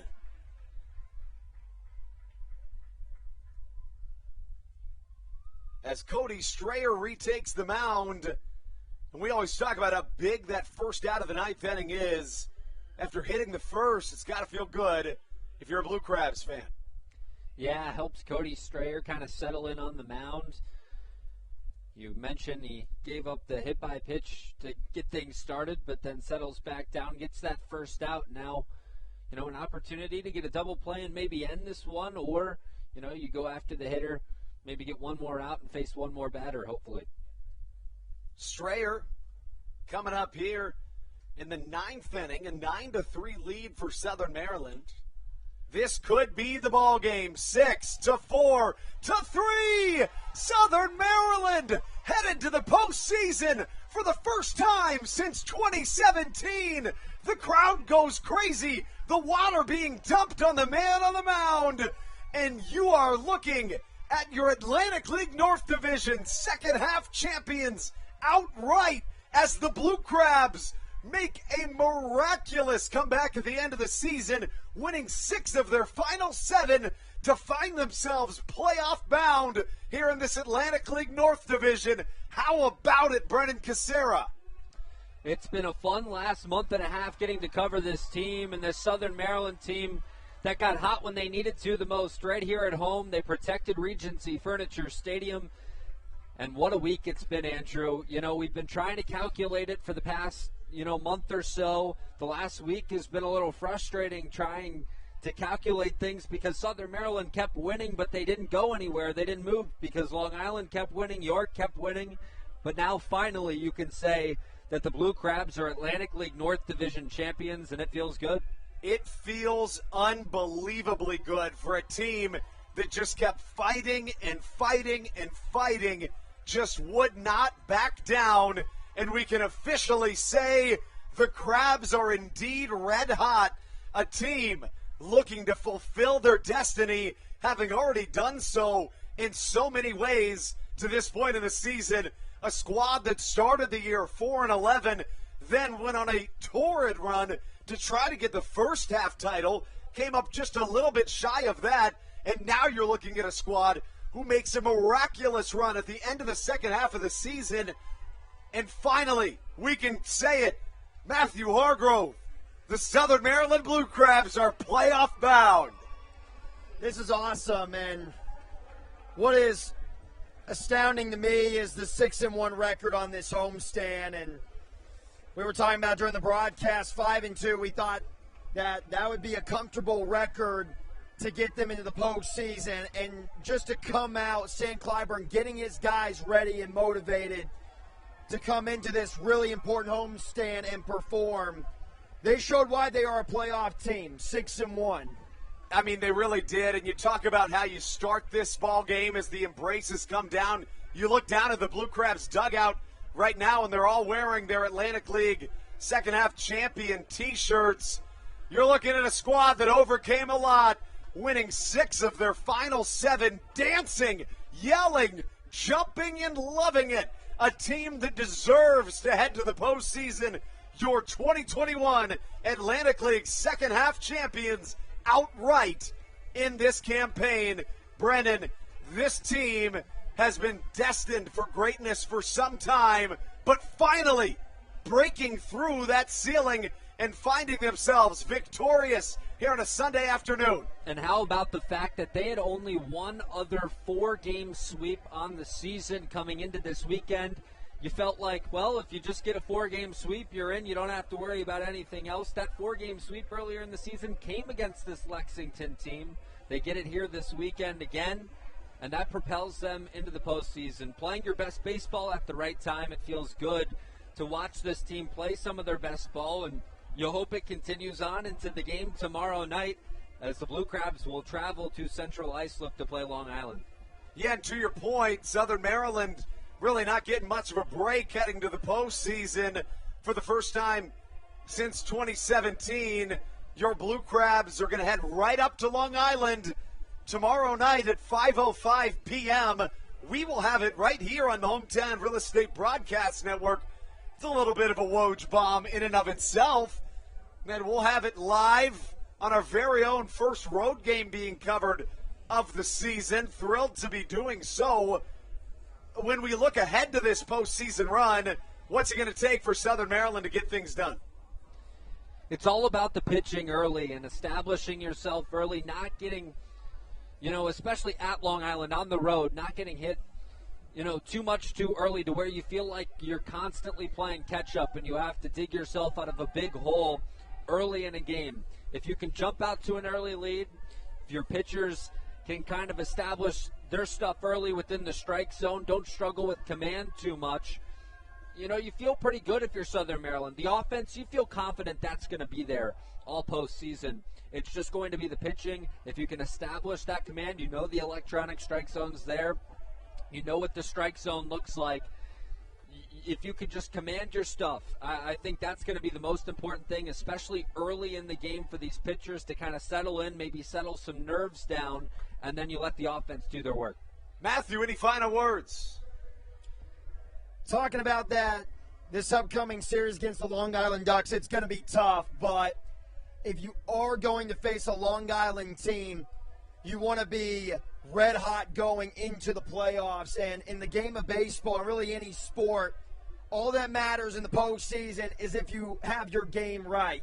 And I know going into this homestand, the Blue Crabs are coming off of a really struggling performance on the road, but 6-1, you have to feel really optimistic, especially if they can get a huge upset win tomorrow at Long Island and then bring it back to Southern Maryland, only needing one more.